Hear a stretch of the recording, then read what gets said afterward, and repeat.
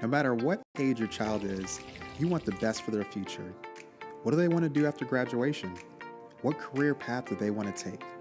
These questions can be overwhelming. That's why you should ask them this question. What's your E? Seminole County Public Schools E-Pathway program is designed for your student to choose their own path in life from as many options as we can offer. Whether they're looking to enlist, enroll, or be employed, we're excited to help you and your child make it happen. Want them to enroll in a college or university? We'll help you find the best school for them to continue their education. Learn about grants and programs to help your child obtain their degree at a pace and a cost that works for you both. Are they looking to go straight into employment?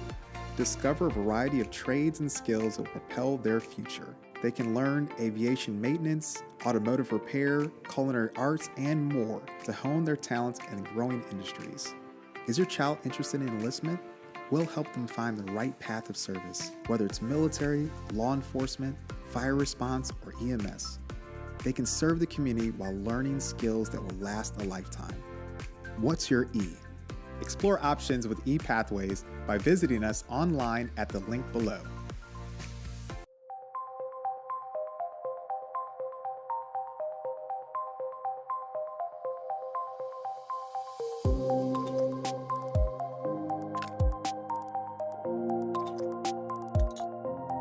What inspired me to get into engineering was Lego. So I started as a kid, as most kids do, working with Legos and just kind of doing your own thing, building the Lego sets, and I would often take apart my Lego sets, mix them together, and build something completely new.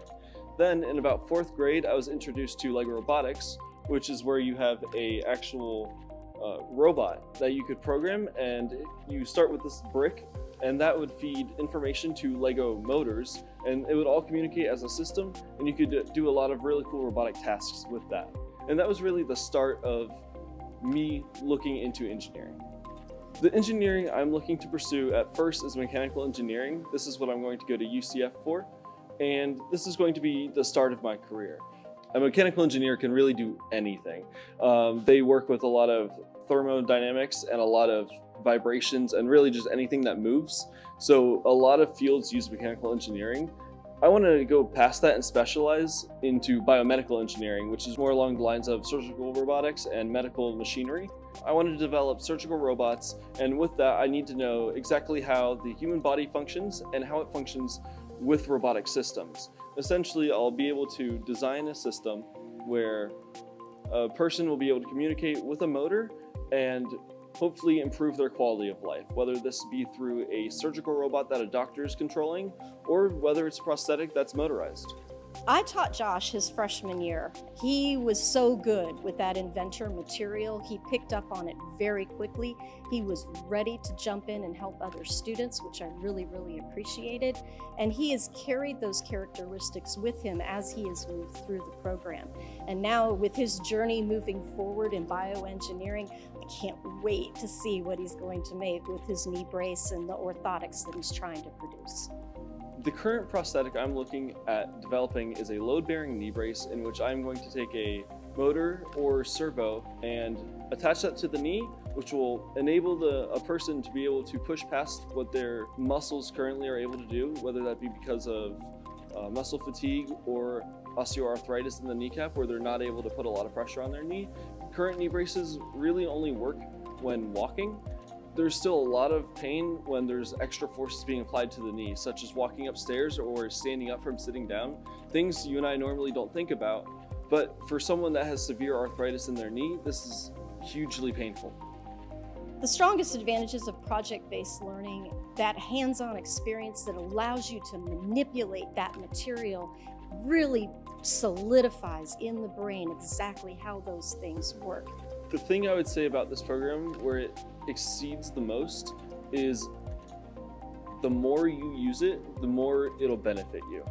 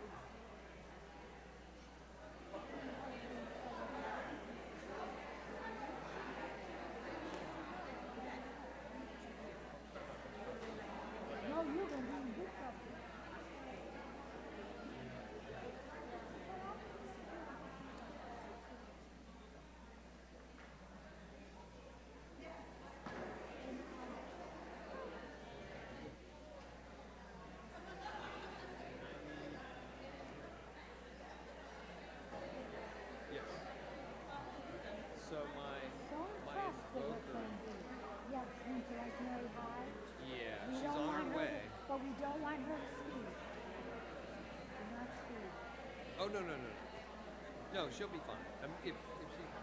We'll get her. Yes, ma'am. So, do we have any flexibility? No. No. Okay. Let Miss Freeman know. It's all covered. It's all here.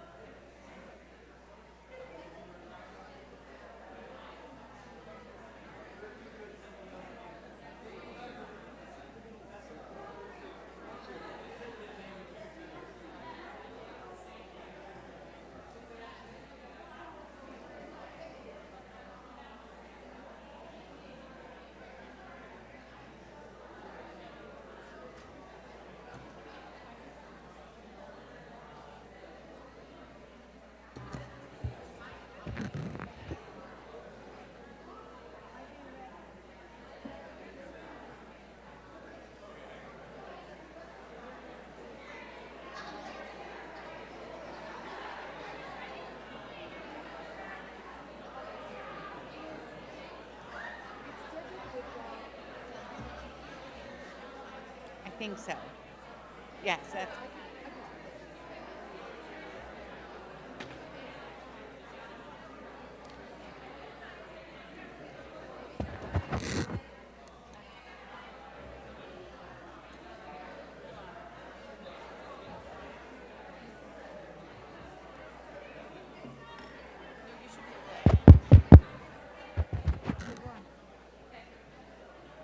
Good evening, everyone.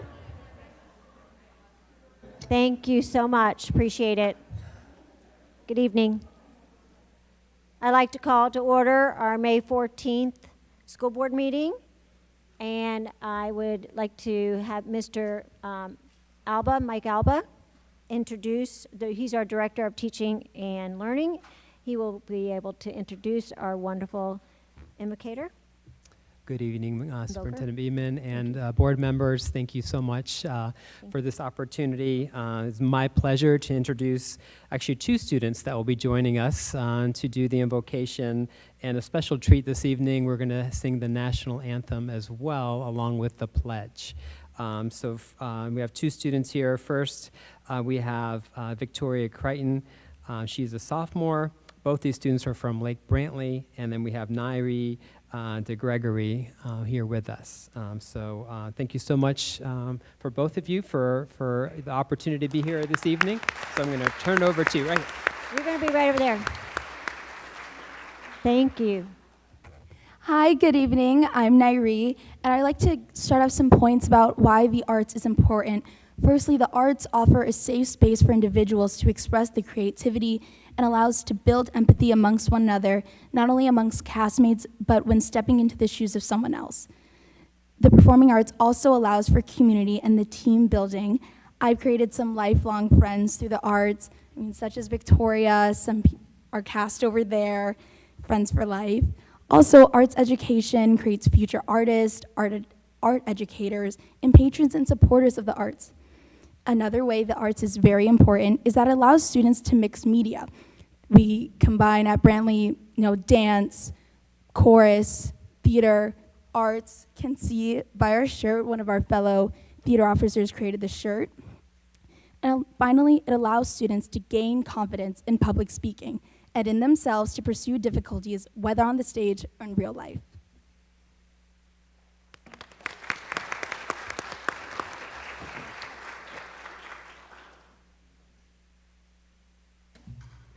Everybody stand.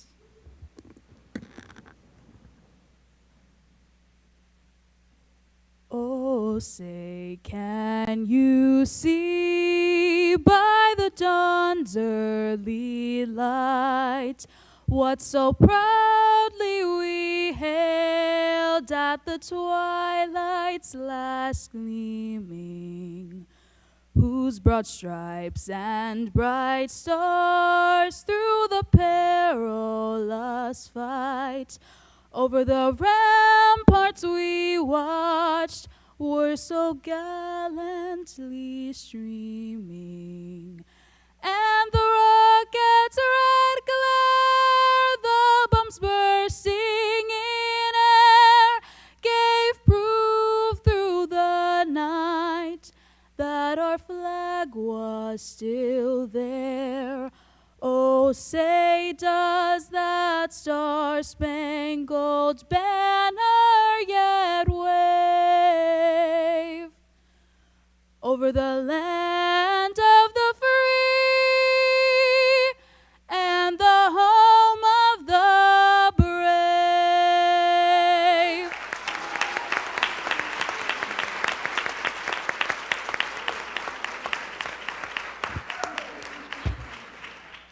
Please keep standing for the pledge. I pledge allegiance to the flag of the United States of America and to the republic for which it stands, one nation, under God, indivisible, with liberty and justice for all. Wow. Thank you. Absolutely amazing. You all were fabulous. And let the record reflect that all board members are here. Superintendent Beeman to the left of me, of course, and my board members to the right, Vice Chair Christine Krause, Member Autumn Garrick, Member Kelly Davis, Member Amy Pennick, and our attorney, Ms. Carlene Cole-Palmer, and then to the left of Superintendent Beeman is our clerk, Ms. Jill Moramis. And thank you for that amazing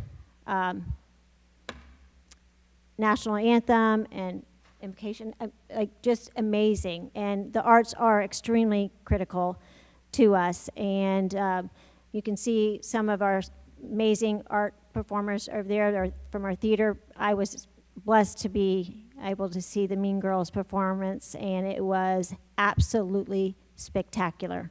So thank you for being here in attendance, and thank you for everything you do back there. I love you. All right. So I don't know if I have any acknowledgments for, nope, no acknowledgments for PTA or SAC or BAB, and it's your turn now. Chair Sanchez and board members, the addendum for good cause is marked on our electronic agenda by a green flag named addendum item. Thank you. All right. School board members, roll call order today is Member Garrick, Vice Chair Krause, Member Pennick, Member Davis, and then myself. In roll call order, are there any modifications? Member Garrick? No modifications. Thank you, Chair. Thank you. Vice Chair Krause? No modifications. Thank you, Madam Chair. Member Pennick? No, ma'am. Thank you. Member Davis? No modifications. And I don't have any modifications as well. Thank you. Is there a motion to approve the agenda outlined? Motion. Second. All right. So we have Member Garrick and then Vice Chair Krause. And all in favor? Aye. Any opposed? All right. All in favor. Thank you. Superintendent, do we have any presentations for today? Yes, we do. We have a number today, and we'll get started with our Veteran of the Month, Mr. Cunningham, who will be introduced by Principal Michael Pfeiffer.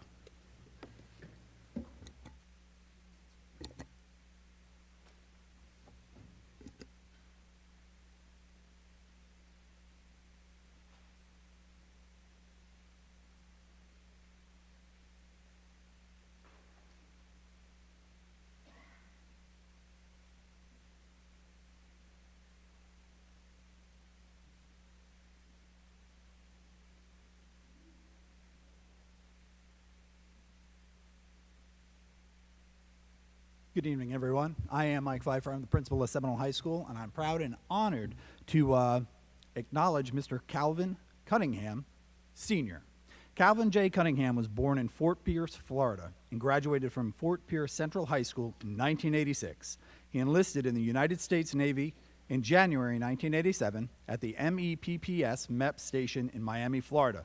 Upon completion of boot camp, he attended the Aviation Machinist Mate A School at the Naval Air Technical Training Command in Milton, Tennessee. Following completion of the Aviation Machinist Mate A School, he reported to the VFA 136 Nighthawks in Jacksonville, Florida in July 1987. While there, he served as an FA-18 power plants mechanic, plane captain, and was promoted to third-class petty officer. He continued to other various commands, and on September of 1999, he reported to his final command as an enlisted sailor at the Naval Air Maintenance Training Group Detachment in Oceana, Virginia, where he served as power plant phase leading instructor, the F404 GE 400-402 engine I level course manager, PRT coordinator, instructor evaluator, and then was promoted to chief petty officer, where he served 15 years as an enlisted sailor before being commissioned as a naval aviation maintenance officer. On February 2002, he was commissioned through the Officer Candidate School program in Pensacola, Florida. His first officer assignment after graduation was aboard the USS Constellation, where he served as the Aircraft Intermediate Maintenance Department as the IM-2 Division Officer. He continued to other various commands as a Naval Aviation Maintenance Officer, and in July of 2018, he reported to his final command as a naval officer at the Defense Contract Management Agency, Lockheed Martin, Orlando, Florida. His role as a program manager included management of the 157 United States government contracts for 10 acquisition category 2 through 4 programs at Lockheed Martin Rotary and Mission System. He served 17 years as a Naval Aviation Maintenance Officer and held the rank of Lieutenant Commander. Mr. Cunningham has been married to Quenzel Cunningham for over 31 years, has 4 adult children. His personal decorations include the Defense Meritorious Service Medal, 2 Navy Commendation Medals, 4 Navy Achievement Medals, 4 Good Conduct Medals, 8 Sea Service Deployment Ribbons, and various campaign and unit citations.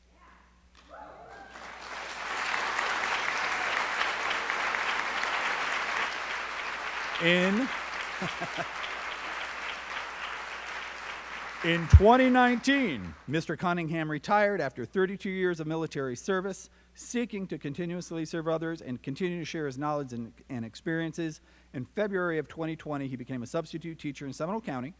3 months after his retirement and later that year, he was hired as an aviation avionics teacher at Seminole High School, and he earned his doctorate of education, a degree, a year later in December of 2021 from North Central University. Congratulations and thank you, Lieutenant Commander Calvin J. Cunningham, Sr., for your service to our country.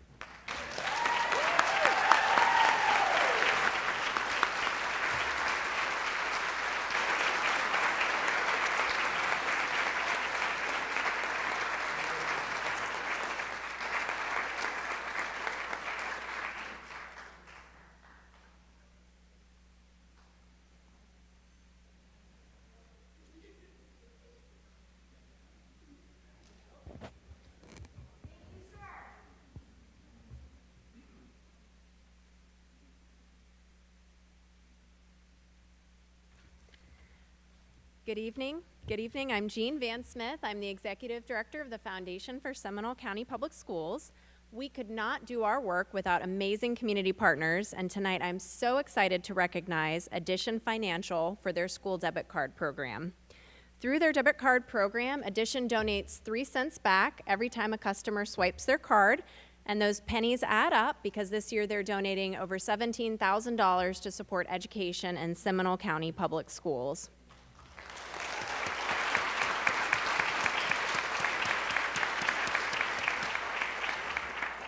This program is just one of the many ways that Addition Financial supports education in Seminole County. I'd like to recognize Nora Rodriguez-Patterson, Chief Communications Officer, Richard Barbary, Manager of Community Engagement and Partnerships, and Holton Mills, Seminole County Relationship Manager and also a Foundation board member. Thank you so much for your support.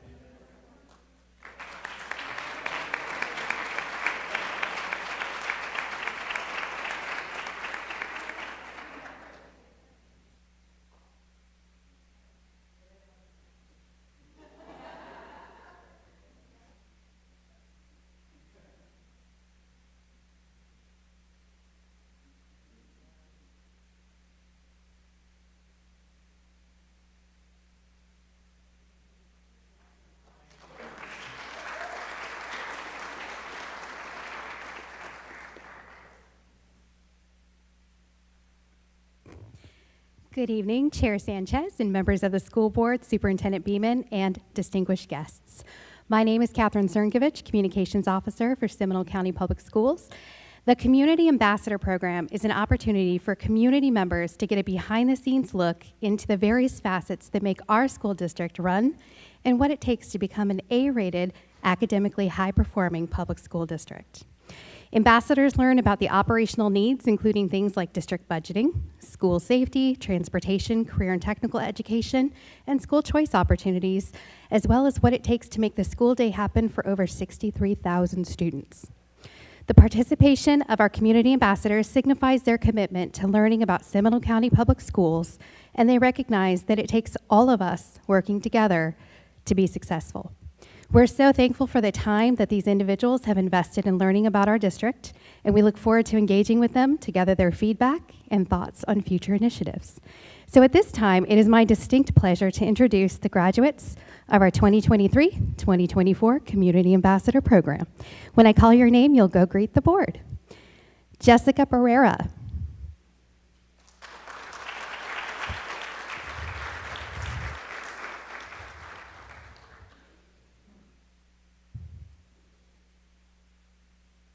Emily Bellairs.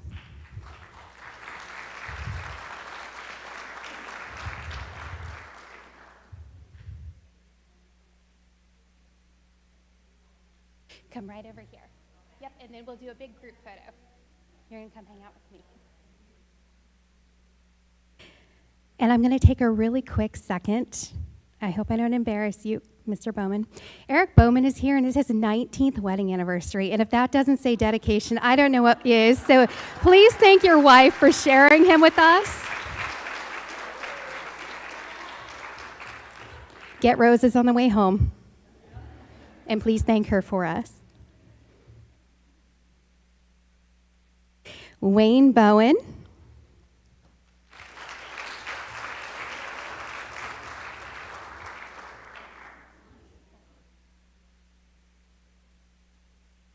Lisa Fleming.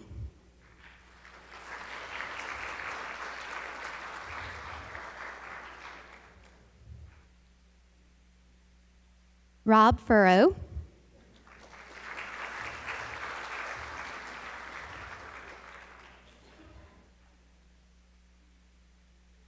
Shannon Green.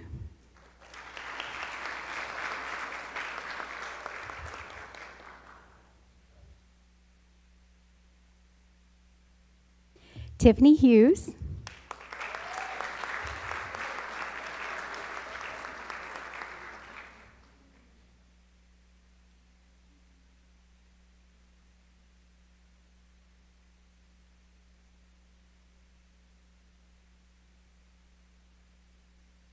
Ashmeet Kalra. She's not here.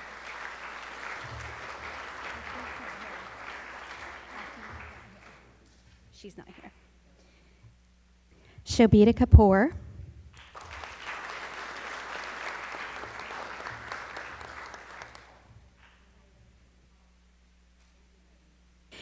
Kimberly McHugh.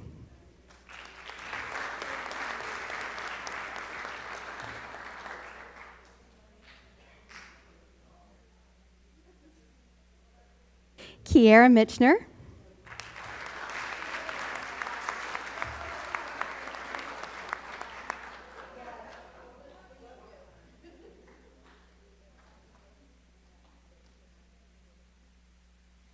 Shannon Negron.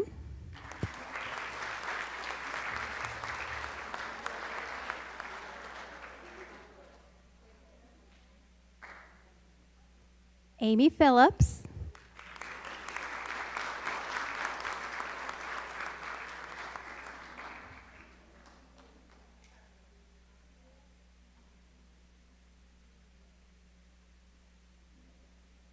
Laura Proctor.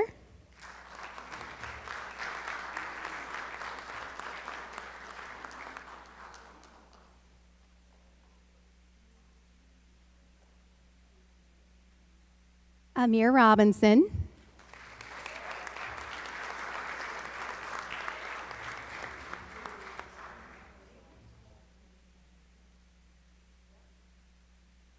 And Seth Winterton.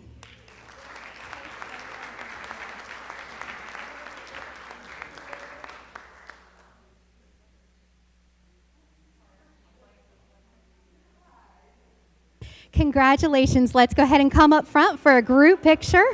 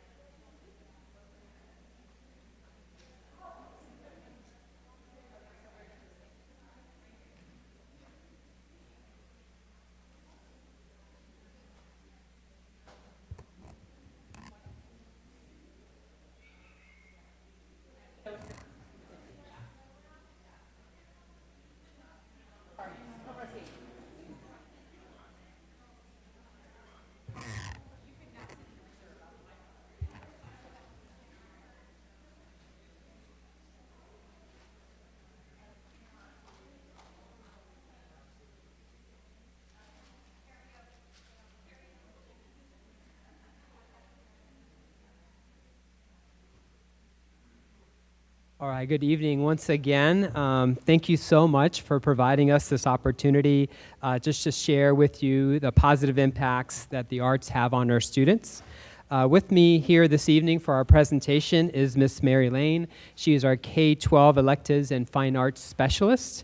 And Dr. Lindsay Williams, he is the K-12 Performing Arts Specialist. Our goal with our presentation is to show that the integration of the arts into the K-12 education enriches students' lives academically, emotionally, socially, preparing them for success in school and beyond. So at this point, I'm going to turn it over to Miss Mary Lane. Thank you, Mike. It truly is my pleasure and privilege to be able to work with all of the visual art teachers and our very talented students. There's a lot of documentation on the importance of the visual arts in education, and thank you to our students who helped introduce that today. But one of the things that's very important, I think, is to understand the impact and the outlet that it provides for our students to express themselves without writing or without speaking. Sometimes that's difficult for them to do, but yet they can do it through the arts. All of our students, K through 12, have an opportunity to participate in our visual arts program. It starts at the elementary level with art being offered on the specials rotation. And we have a display, if you haven't noticed it, hopefully you will when you leave tonight, in the lobby. And those are artwork from elementary students at Rainbow Elementary. So thank you for their participation. And they have an opportunity to continue on all the way through high school and participating to fulfill their fine arts credit, but also they can pursue AP art and continue on in that level, which is a very high level. As you can see, the breakdown of the number of students that we have enrolled in our arts classes, we have over 35,000 students in our visual art program. One of the things that we are very pleased to be able to participate in is the 7th Congressional District in Florida, the art contest. And this is for schools in Volusia and Seminole County. And this past spring, we are very proud that all 4 of those awards went to Seminole County.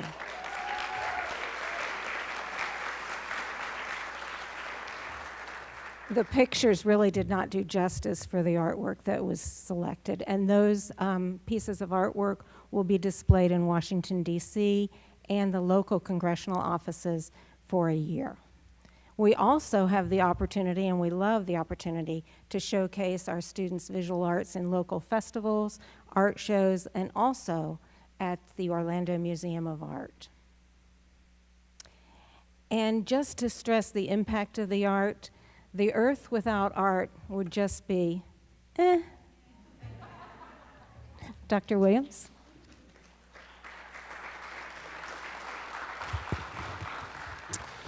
Good evening. Thank you for allowing us to speak with you tonight. Much as my colleague shared, participation in the arts has emphasis and importance in and of itself, but it also helps provide opportunities for kids to bolster their academic achievement, improve focus, and for some of our students, the arts is why they come to school. That's their motivation to attend. And I think we would agree anything that gets them in the building is a good thing. Much like our visual art programs, all students at the elementary level are in music. Midway also has dance.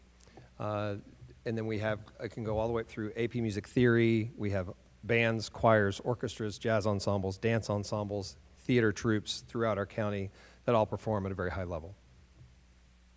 You can see here that over 42,000 students are participating in the performing arts in Seminole County, which is a great, wonderful number.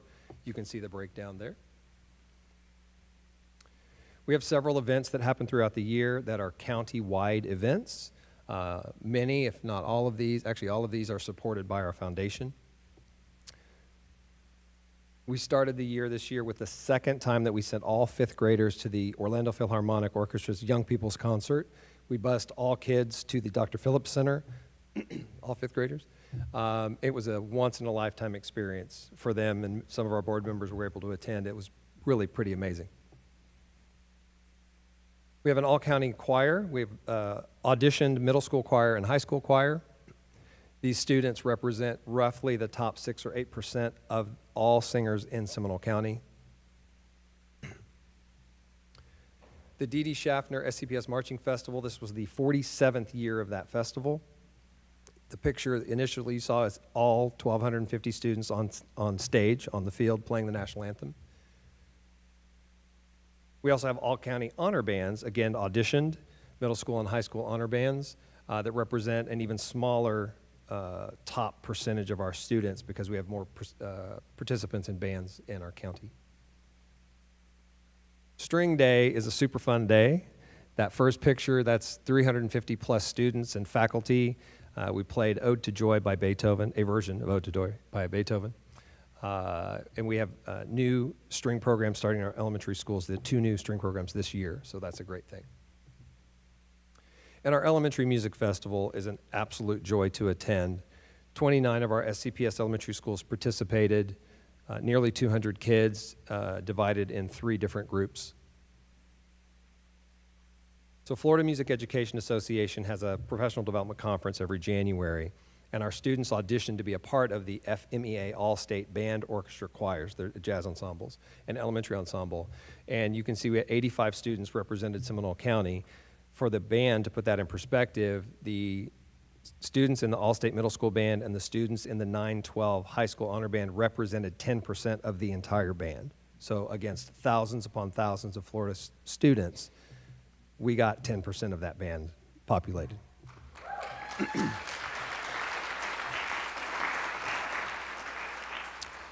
Our thespian troops are phenomenal across the county.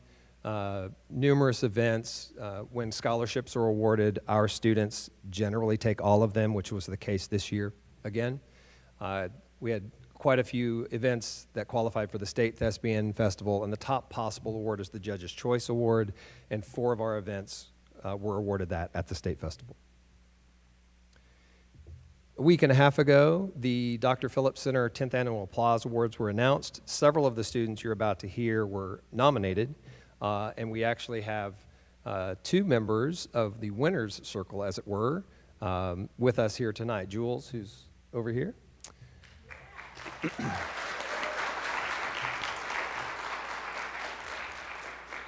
It's great to see that our students and our programs get recognition at all levels, including our dance programs, which are exceptional. Our recent state marching champions, you can see Dazzlers and Unleashed from Haggerty, as well as Lake Mary and Millennium. And then we have national champions and 4 different areas representing our county. Once again, this is a common occurrence. We have very, very wonderful teachers and students.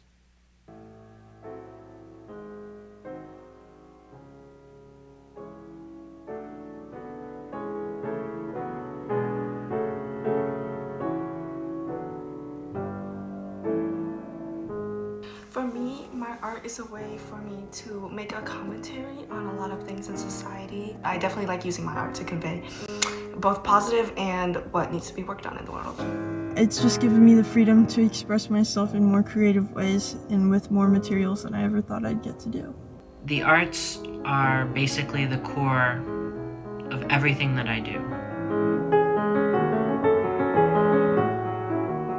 It's helped me find the people that I can connect with, and it helps me calm me down when I have really bad anxiety, and it's led me to where I am today as a musician with multiple instruments. Well, when you get to school, you know you have to do math exams, and you have to do homework, and you have to do papers, but you can always know that you can always look forward to band, because you can make so many friends and people that have common interests, and you can also just have a good time because you're here to play music and express yourself.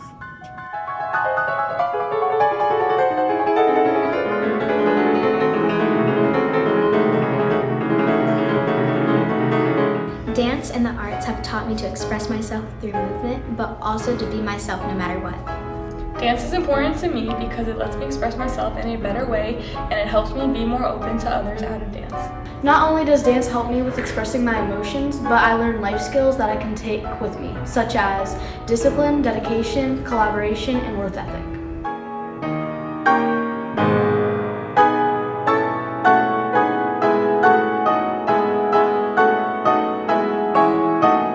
arts allow you to truly be yourself and to put on productions that truly inspire others. It's so important to me because I've never been in a program that's so fulfilling and benefiting at the same time. Like, I've learned so much and I've grown so much from being here. I have gained so much confidence through performance and being on stage, and I've also made so many amazing friends and just great relationships.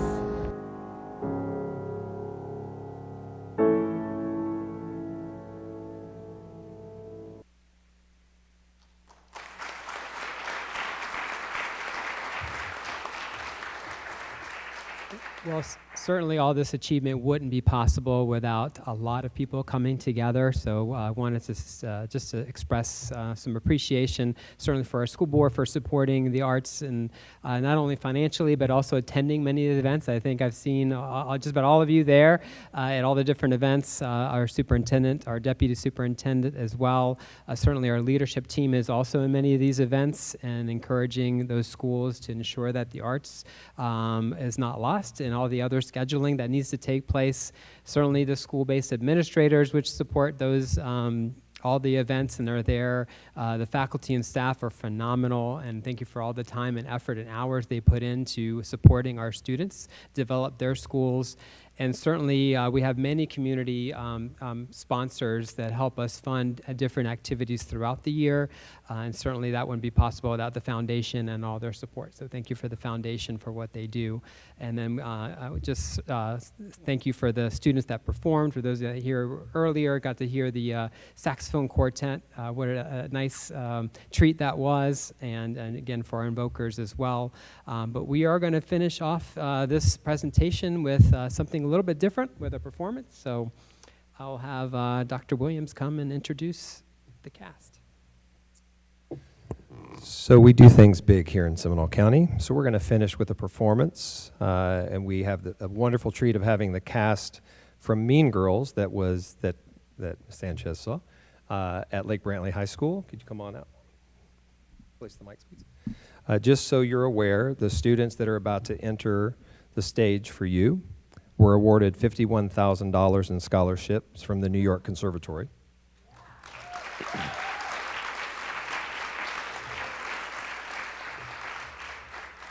So without any further ado, please welcome to the stage the Lake Brantley High School Patriot Players cast of Mean Girls and I See Stars.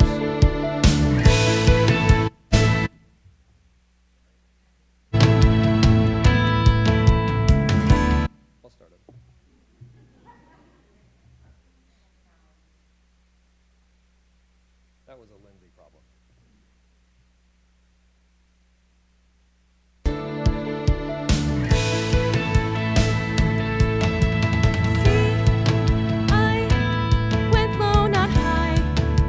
My problem line. Don't be frightened like me. The darker the night, the brighter you shine. Plastic don't shine, glitter don't shine. My stones don't shine the way you do. You are on fire, you can rise higher, up in the sky. Enjoy the view.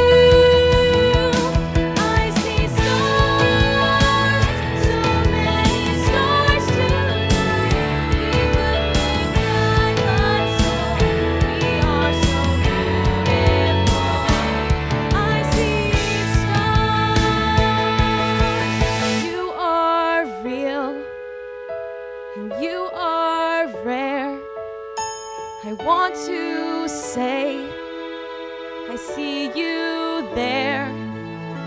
It's me and you, not us and her.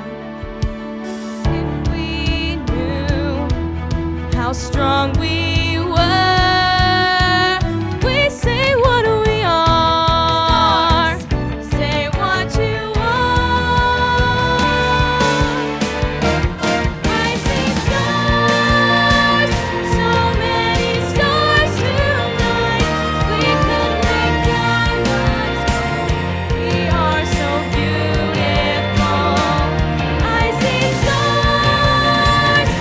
Shine as bright as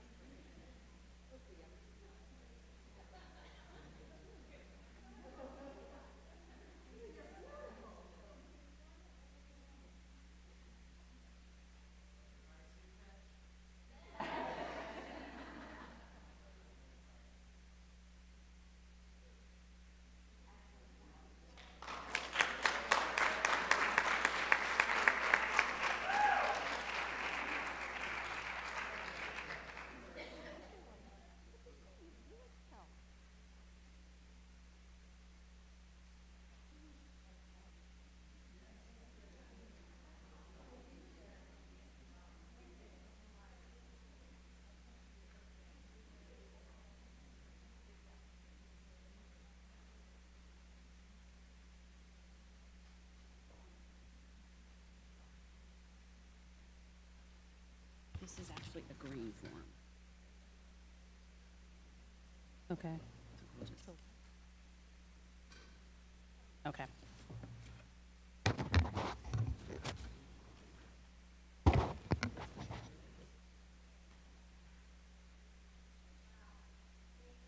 You're not on. Nope, I'm not on. You all were amazing. Drive safely, and we appreciate you all so much. Also, Mary Lane and Dr. Lindsay Williams back there that were speaking with Mr. Alba. Thank you so much for everything that you do day in and day out. I don't think people realize how much they have to do. And for example, you know, the events on the weekends at the art shows and the different exhibits that we have to go to or that they help put together, or the fact that Dr. Lindsay Williams has been at Lake Brantley for I don't know how many months now, Mr. Wright? How long? Yes, supporting, playing in the orchestra, helping the students day in and day out with all their different performances over at Brantley right now. And we could not do it without the phenomenal team and support from each and every one of you. So thank you, and thank you for keeping the arts alive because it's so critical. So, all right. So now on to the next order of business. We just finished our presentations and our Veteran of the Month, Edition Financial. Got a great check from them. Chair Sanchez, yes. could I take just a quick Go moment ahead. of privilege? We didn't have acknowledgments, but I see. Oh, Katie Murphy, yeah. You want to go ahead and do it? Sure, if that's all right. Seminole County Council PTA, Katie Murphy's here, and also Holly Salmons from the Business Advisory Board. Perfect. Thank you. Awesome. Yeah, because I didn't have forms for them, but thank you for acknowledging them. I appreciate that. That was an amazing focus on the arts. I'm just trying to recollect myself. All right. Okay. Board members, we've already had our presentation. Now for board comments, go ahead, Member Garrick. Excellent. Well, I am going to stick to my power of three with just talking about three events that were highlights over the past couple of weeks. I, like many of us, had the privilege of attending the UF coaching graduation. I just wanted to say a special thank you to our teaching and learning team, Pam Ferrante and Corey Baker. And Pam is retiring from SCPS after decades of work. And well, two things. I want to first say that she had, in her time at starting this program, there were over 800 teacher leaders that had graduated from this program. So this is a program where UF coaches teachers to coach others. So it's one more layer of support, and our teachers go above and beyond. Not just does it make them better teachers, but it enables them to share their passion and higher knowledge with those around them. So it's a phenomenal collaborative effort. That number 800 plus is more than any other county in the state of Florida, and that is an incredible point of pride. So thank you, teaching and learning, and a special thank you to Pam Ferrante, my friend, who through her support, I am sitting here. She believed in me, she believed in SCPS, she reached out to me and thought I would be a good leader, and I owe the opportunity to serve SCPS in large part to my friend Pam. So we will miss her, and I will miss her in this office. Number two, school visits, had some phenomenal school visits. We don't often talk about the alternative schools that the opportunities that we provide to some of our most vulnerable students throughout the county. So I did, with superintendent, she let me tag along to visit both, or all three, Endeavor, Journeys, and Eugene Gregory. And the principals there are doing phenomenal work. They are true schools with education opportunities, meeting students where they are.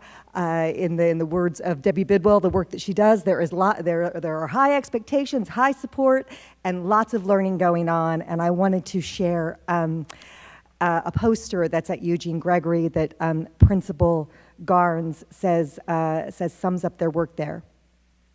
If it is to be, it is up to me. I can be as great a person as I want to be. If I believe in myself, have courage, discipline, determination, and dedication, I will be successful. I will sacrifice the little things in life and pay the price for things that are worthwhile. Got to find my last 3 lines. I will accept all the challenges that come my way.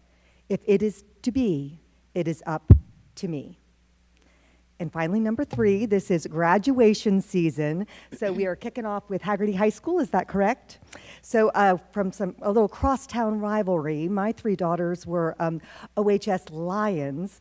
And this weekend, my family and I get to celebrate my oldest daughter, who is the 3rd to graduate with her graduate degree. And she's always had incredible luck. And the fact that we are celebrating the arts tonight really touches my heart, because she is a thespian like her mom, and she is graduating from the Yale School of Drama with her degree in technical design and production, and she's heading to Lincoln Center, and that's what we do in Seminole County. We help kids reach their goals, even if they don't know what they are. So the foundation that she built here has served her well in life, served all of my kids, and I hope that it serves you and your families as well.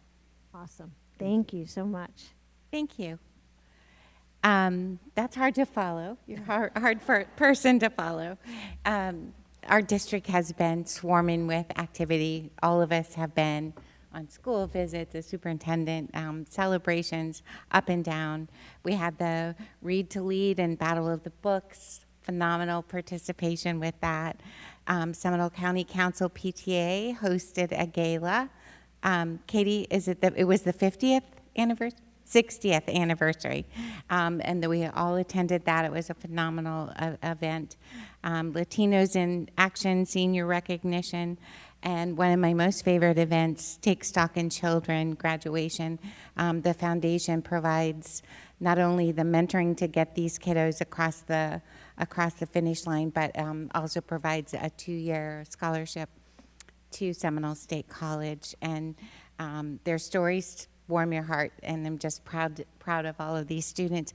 And if I could take a moment of privilege also, we just found out our daughter and son-in-law are having twins, so I'll be doubling my grandchildren pool in about 6 months. Thank you.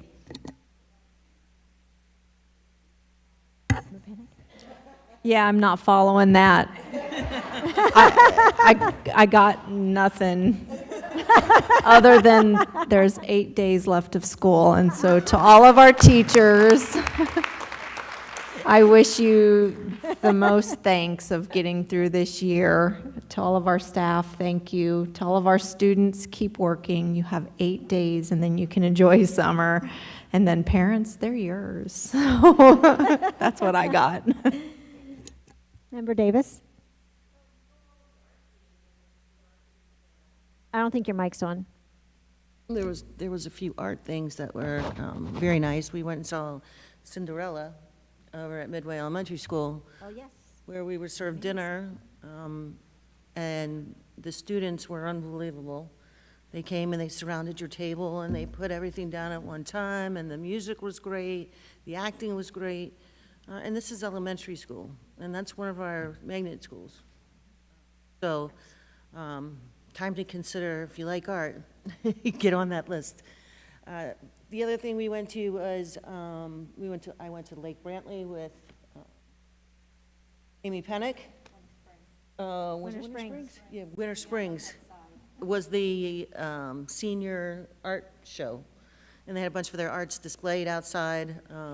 And we saw so many different types of art, just the way they process the photographs, and then some draw from photographs, and then others take close up, almost micro photographs, and it was amazing.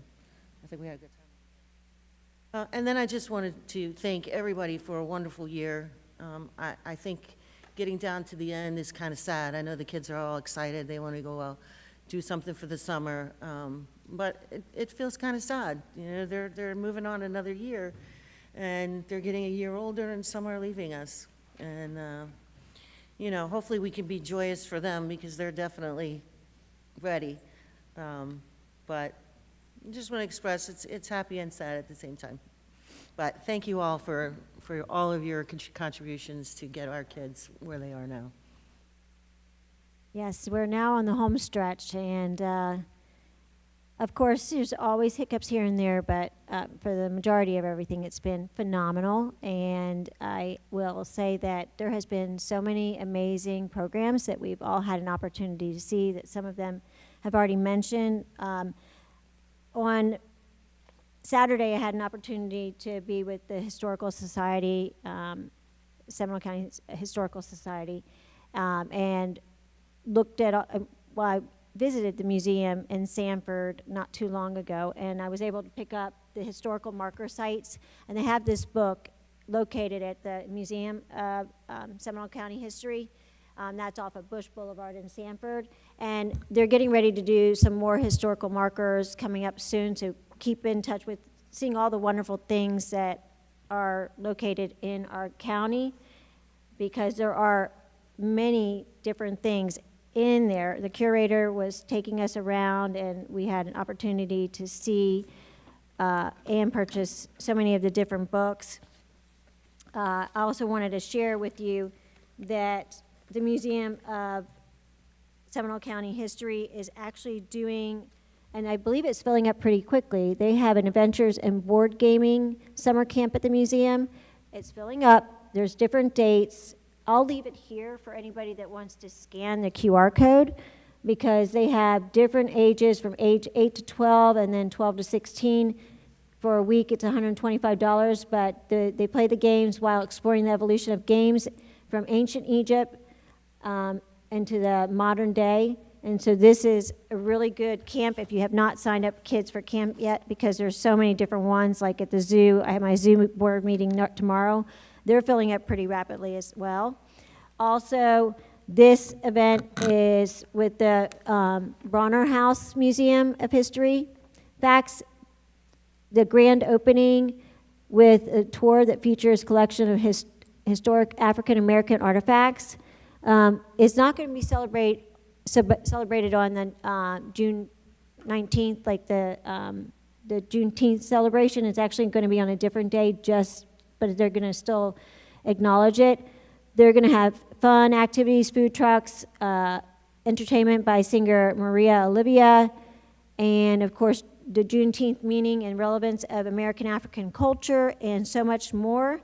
And also a tour of the, if you want to know anything about the Evergreen Cemetery, which I learned a lot about that as well. And that is going to be on June 23rd on a Sunday at 3 p.m. And that's going to be in Castleberry. So I'm going to leave that up here in case anybody wants to. There's no scanner on this, but you may want to take a picture of it and see some of the different things that are going on with that. And then I wanted to take a moment to thank Jean Van Smith, along with the foundation board and everybody else that is involved, Missy Mercado, I'm trying to see who else is here, Rachel, all of them for, acknowledging our wonderful students and Take Stock in Children, but all the fabulous mentors that mentor these children for 4 years. And then these students get a 2-year scholarship to either a 2-year institute or 2 years of their university. And we had a great time celebrating with them.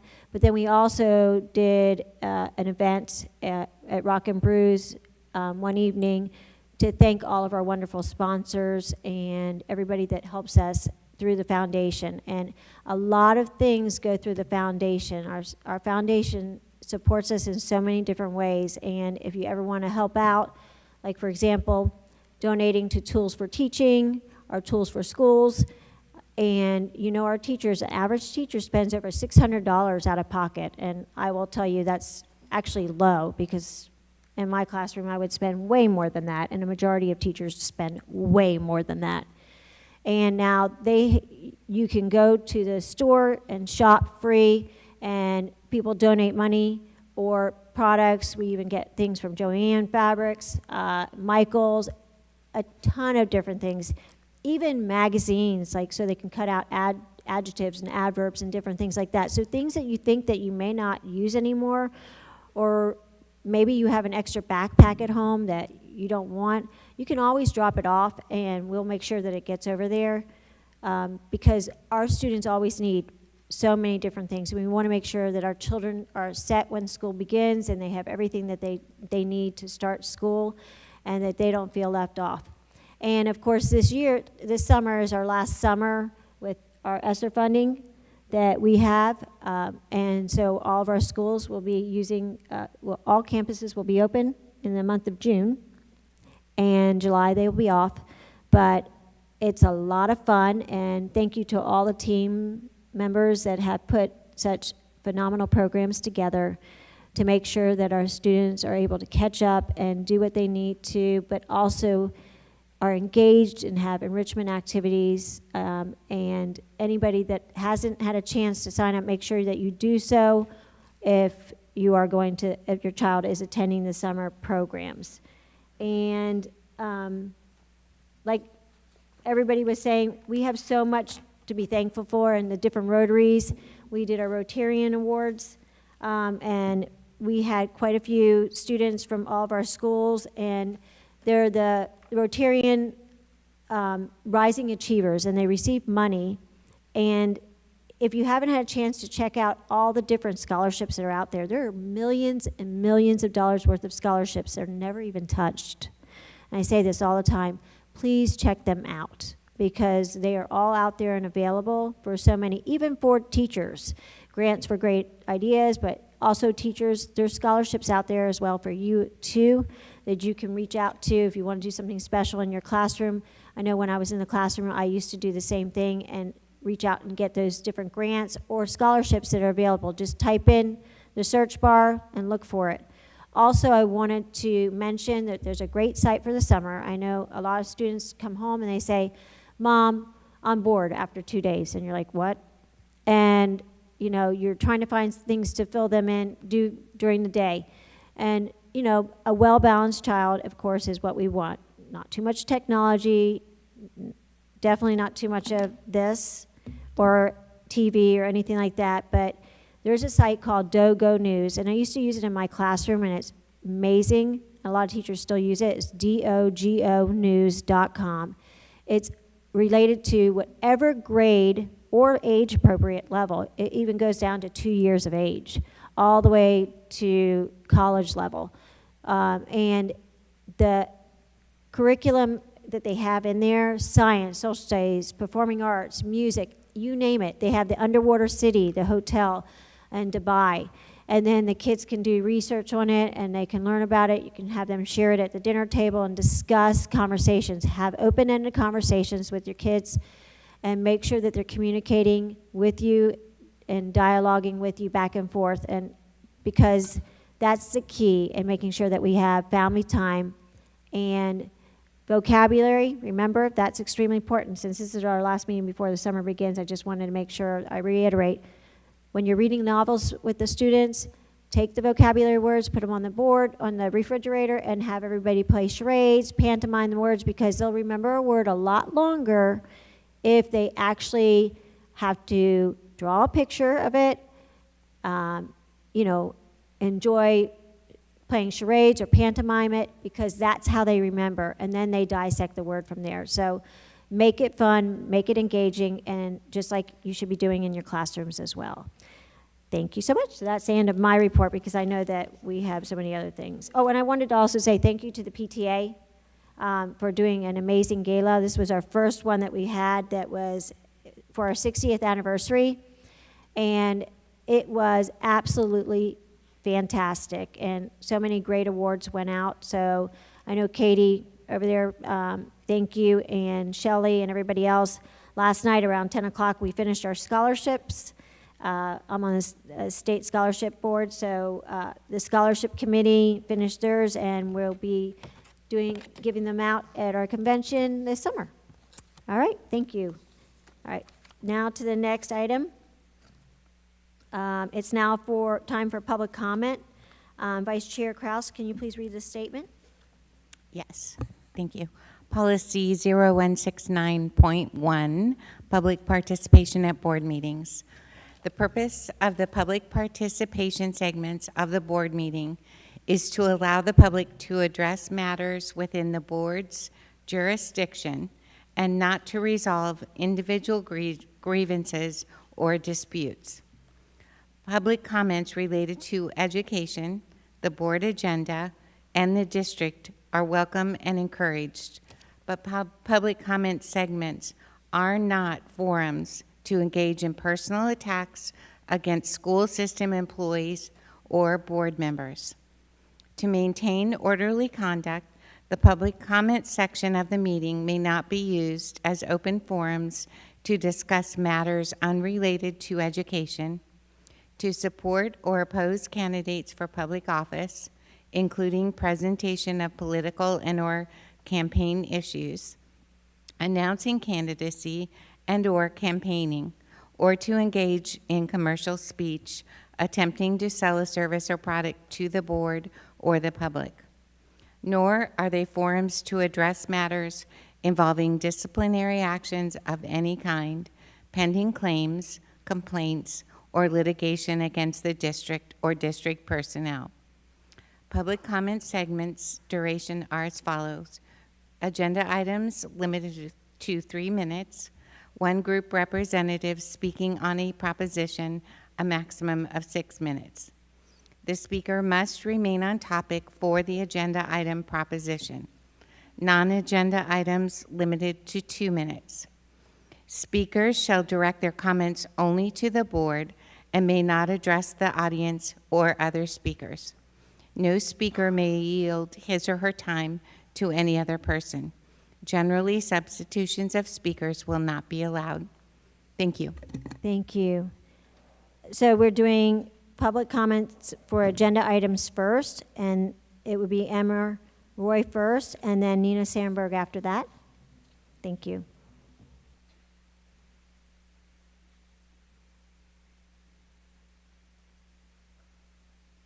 Hi. Hello, Emer Roy here. Sorry, Emer. I said Emma. I meant Emer. Oh, that's okay. I just wanted to touch my heart there when you talked about arts, because it reminded me of when I was substituting. And as well as running art and history of art, we did the Battle of the Books. So it all kind of brought it all together. And I see art and freedom to be and books as being interchanged. Not every student, especially twice exceptional or student with disabilities, are going to be able to exhibit in an art or be a thespian or whatever, but they are going to be able to read a book. So it was a timely reminder to return the books that maybe haven't gone through the new approved process. In my experience, I found that art was sometimes more effective for medically complex students. Art therapy was more effective than ABA. So I just wanted to say to continue on that, but also to please return the books because everybody can read them, ideally. Thanks. Thank you so much. Order, please. Ladies and gentlemen, order. Thank Ms. you. Sandberg, thank you.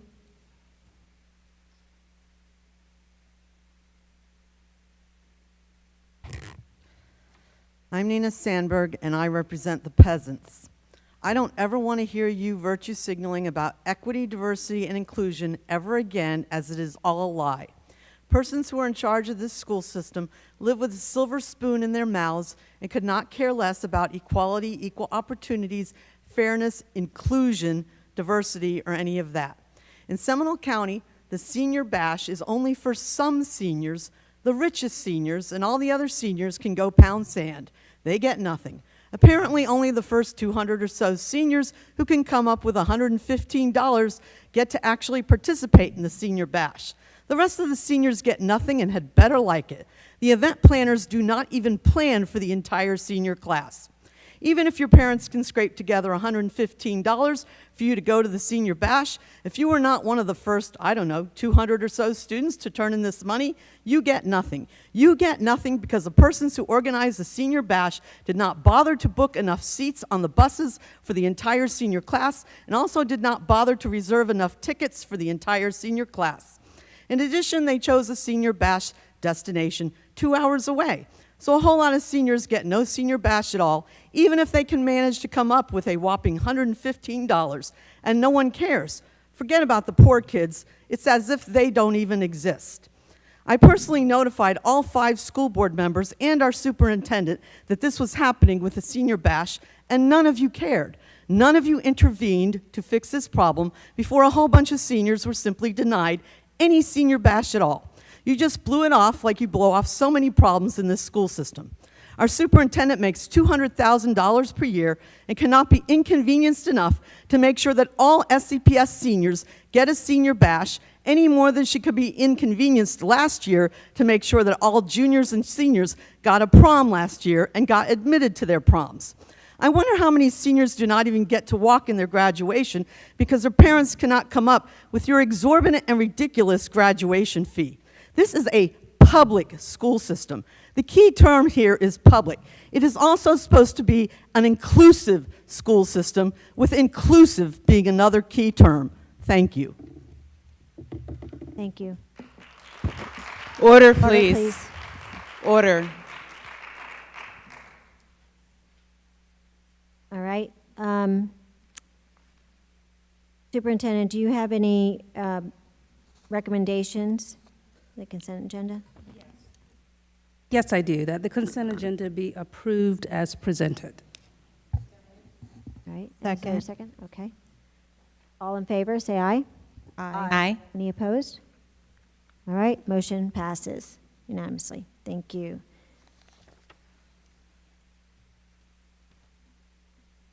Superintendent, do you have any recommendations for the discipline recommendations? Yes, for student disciplinary hearing dispositions, the recommendation is that the School Board of Seminole County approve the student disciplinary recommendations from April 8, 2024, April 15, 2024, April 22, 2024, and April 29, 2024.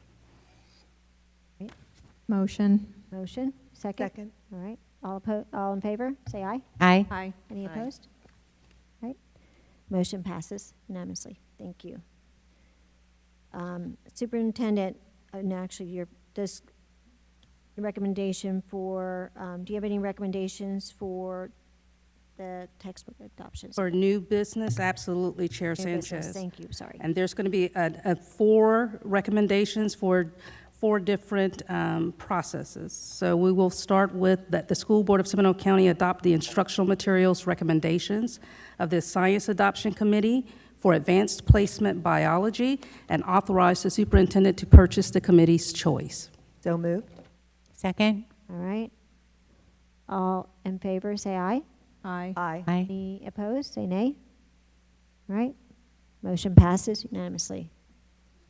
The second recommendation is that the School Board of Seminole County adopt the instructional materials recommendations of the Adoption Committee for Advanced Placement Calculus AB and BC and authorize the superintendent to purchase the committee's choice.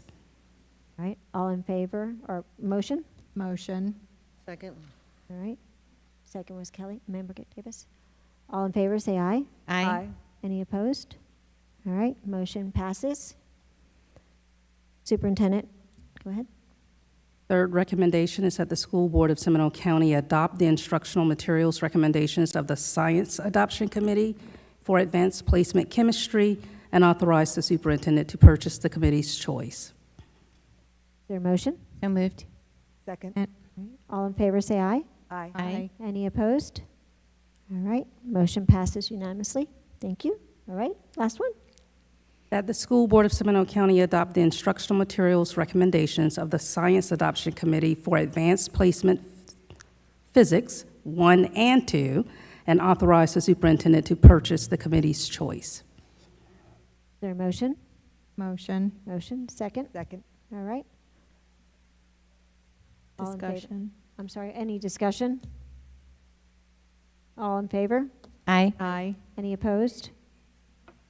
All right, motion passes. Thank you. All right, so, and just so you know that the book adoptions, thank you to all the committee members that have been sitting on these committees, besides teachers and our teaching and learning department and everybody else that's involved. Parents, we also have a parent and numerous teachers from different schools that sit on these committees to look over the books, and then all the books have been, are recommended by DOE, and then they come to us, and then we look at them. We don't, but we have them if we want to look at them and see them, and then we have them in our board books where they basically explain how it aligns with the curriculum and exactly what it does, and they have the pros and cons of each book. And that's how they decide on which book is best suited for each of those courses. We did social studies not too long ago, and all the money comes from the state, so that's how we are able to do the adoptions. It's not something that's in-house, it's something that DOE does, and I just wanted to clarify that just so you knew that. All right.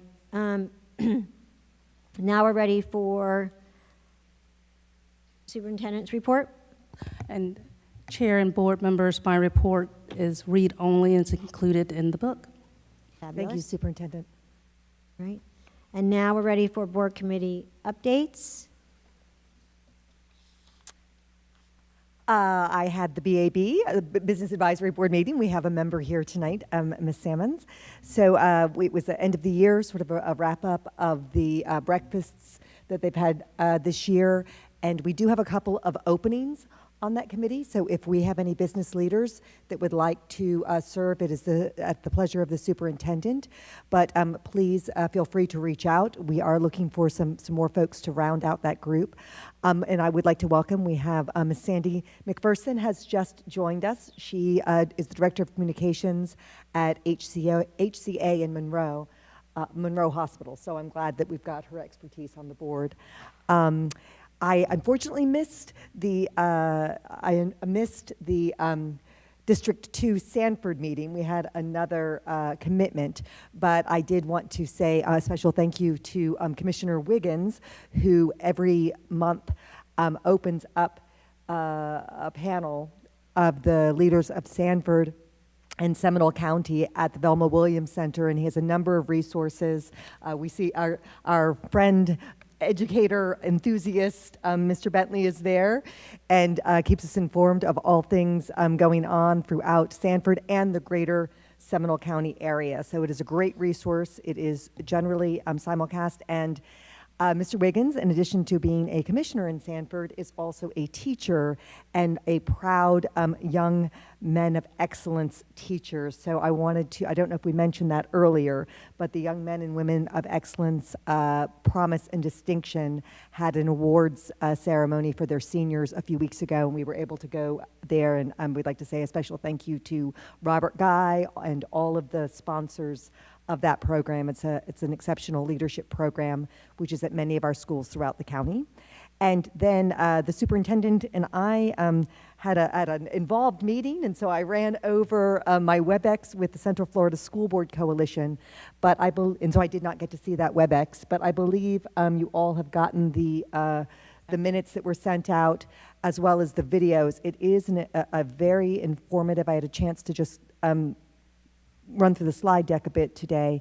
It was about financing in public schools, and so there were a couple of key things that stuck out to me. Seminole County is number 63 of the 67 counties as far as funding. I'll have to double check that. It was slow.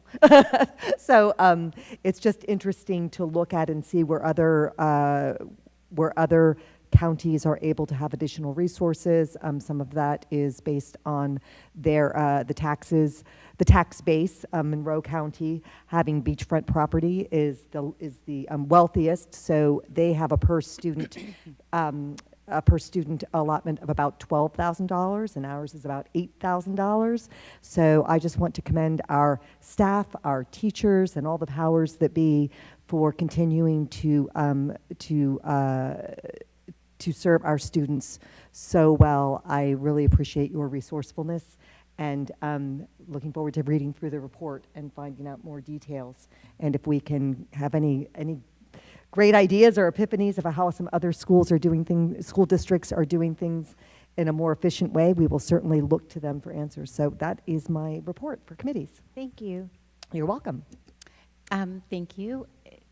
I missed the children's cabinet, but I know that they held their wellness event at Ultimate Mall, where vendors provided all sorts of resources for our families.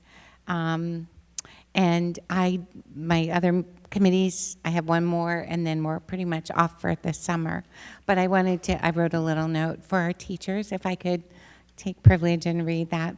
To our teachers, our exhausted teachers, I thank you for every hard day, for every joyous day, and for all the days in between. Please take time to refill your tanks, spend time with your extended family, if you like them, and friends. We appreciate all that you have done, all that you give, and all the love that you provide our students. Thank you. And to our families, please unplug, spend time in nature, walk your dogs, and celebrate all that your students have learned this year. We look forward to welcoming you back in August. Thank you. I had my audit committee meeting, waiting for the minutes to be finalized before sending you that information, and that's the only committee meeting I had between last meeting and today. All right, thank you. Member Davis? I went to I got on the coalition meeting. Oh.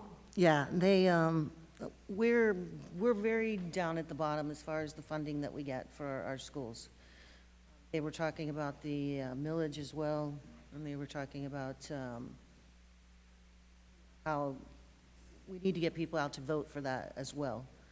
So again, we're coming up to the season in November where everybody's going to vote for different things, and I just want the schools to be like right there on top as far as funding, because no matter what we get from the state, it's never enough. And to find out that, our neighborhoods and our community, I mean, we have money as well, but for some reason, our numbers are so low compared to the rest of the state. And, we have an advocate for Seminole County School Districts who is advocating up there in Tallahassee.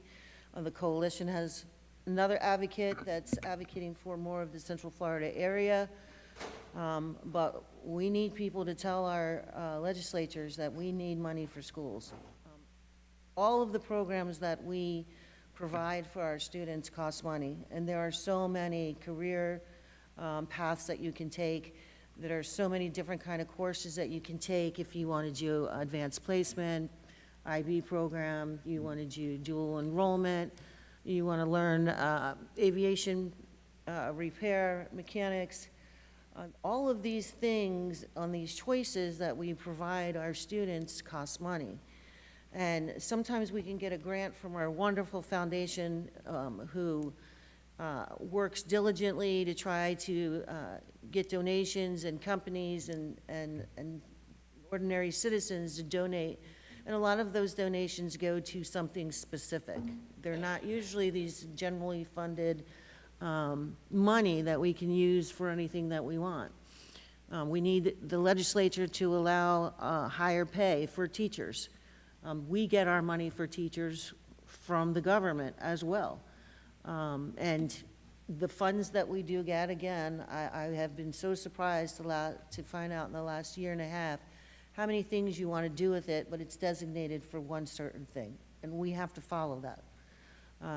I can tell you right now that,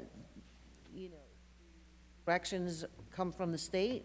We need to adapt our policies to match the new statutes. We need to adapt our policies to match the new rules. And, a lot of people get frustrated about the things that we do, but you have to understand that a lot of it we're required to do under the law.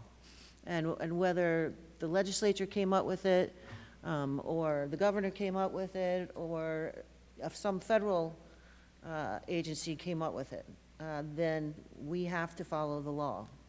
And so all I want you guys to think about is when it comes to November, find out what's important to you. And I know your schools are very important to you, and that's why you're here.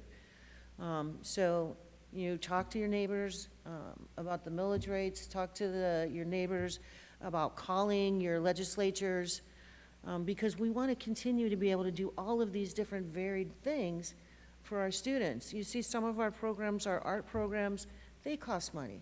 And we want our students to come out of Seminole County Public Schools with a wide variety of information, with a wide variety of choices.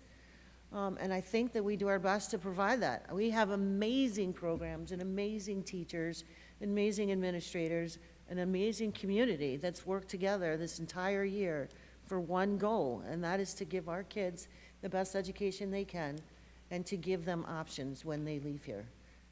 So thank you all for your interest in the schools and for being here and expressing yourselves, because we listen, and I know how important it is to you. I want you to have a great summer. I really do. You have to take a break, just do nothing for a week. Mother's Day, I slept all day. I was hoping the house was cleaned up when I woke up, but I didn't get that wish. But I did sleep all day. So anyway, I just hope you find your own over the summer and something that you appreciate and do it for yourself. Thank you, Member Davis.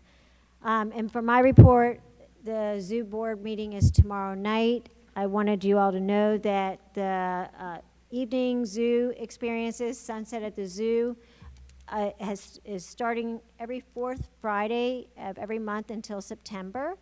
And it's starting May 24th will be the first one. And it's a wonderful event with the kicking off of the May 24th with the celebration of the Asian American Pacific Islander heritage. There'll be music, entertainment, vendors, family activities, local food trucks, and so much more. If you want to find information about, just go to Central Florida Zoo Botanical Gardens, or you can also visit any of their social media sites and see all the things that they are offering throughout the zoo. I did talk to our CEO yesterday, and he said there were just a couple spots left for the summer camp programs. And some of the programs are, like what my kids did when they were over at SeaWorld camp and feeding the animals in the morning. It was a sleepover camp there, but SeaWorld has a phenomenal camp, by the way. And the zoo program and the camps and all the programs that they do are phenomenal. Also, if you want to take your child to, or any students or anybody over to the museum in Sanford, the curator just took a homeschooling group around, and they're organizing a lot of different events around there, and check out the different museums from there. From Heroes Strong, the museum there is absolutely amazing. And, oh my gosh, I just went blank on the one with Running for Heroes also has a great museum that would be great for indoor activities if it's raining outside and you want to stay out of the heat. All three of those are indoor, wonderful museums that have hands-on activities. Hero Strong's museum, you can actually take a little class on how to fold the flag properly. So I suggest that for everyone. I loved all the little center activities that they had there. It was really, really neat. My value adjustment board meeting will be next week. That is a board that I sit on. That's something that we just meet a couple times a year, making sure our taxes and everything like that are where they need to be.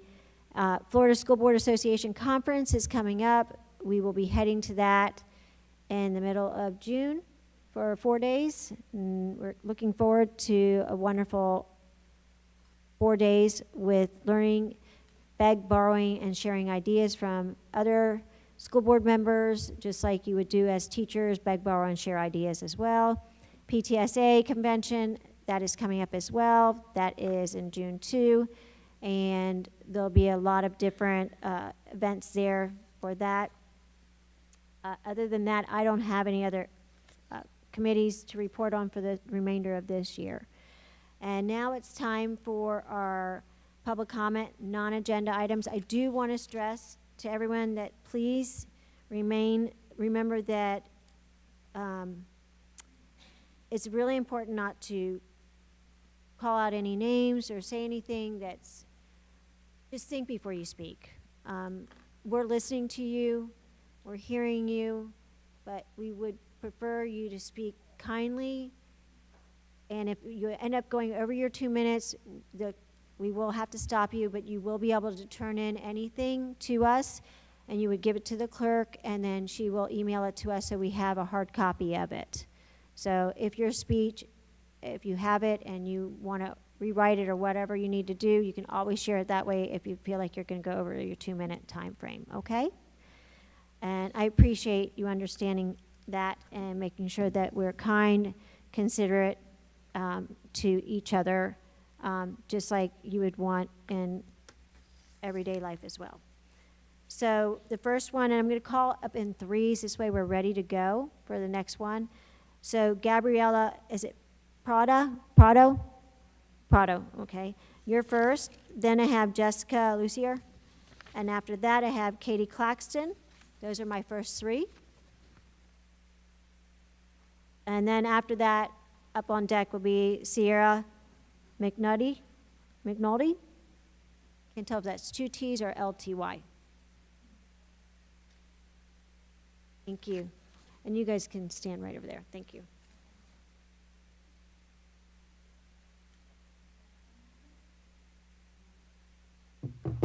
Perfect. Good evening, all. Is it on? Okay. All right, perfect. Good evening, all. Thank you for your time today. We're here today from Woodlands Elementary to address critical concerns that are affecting our school community deeply.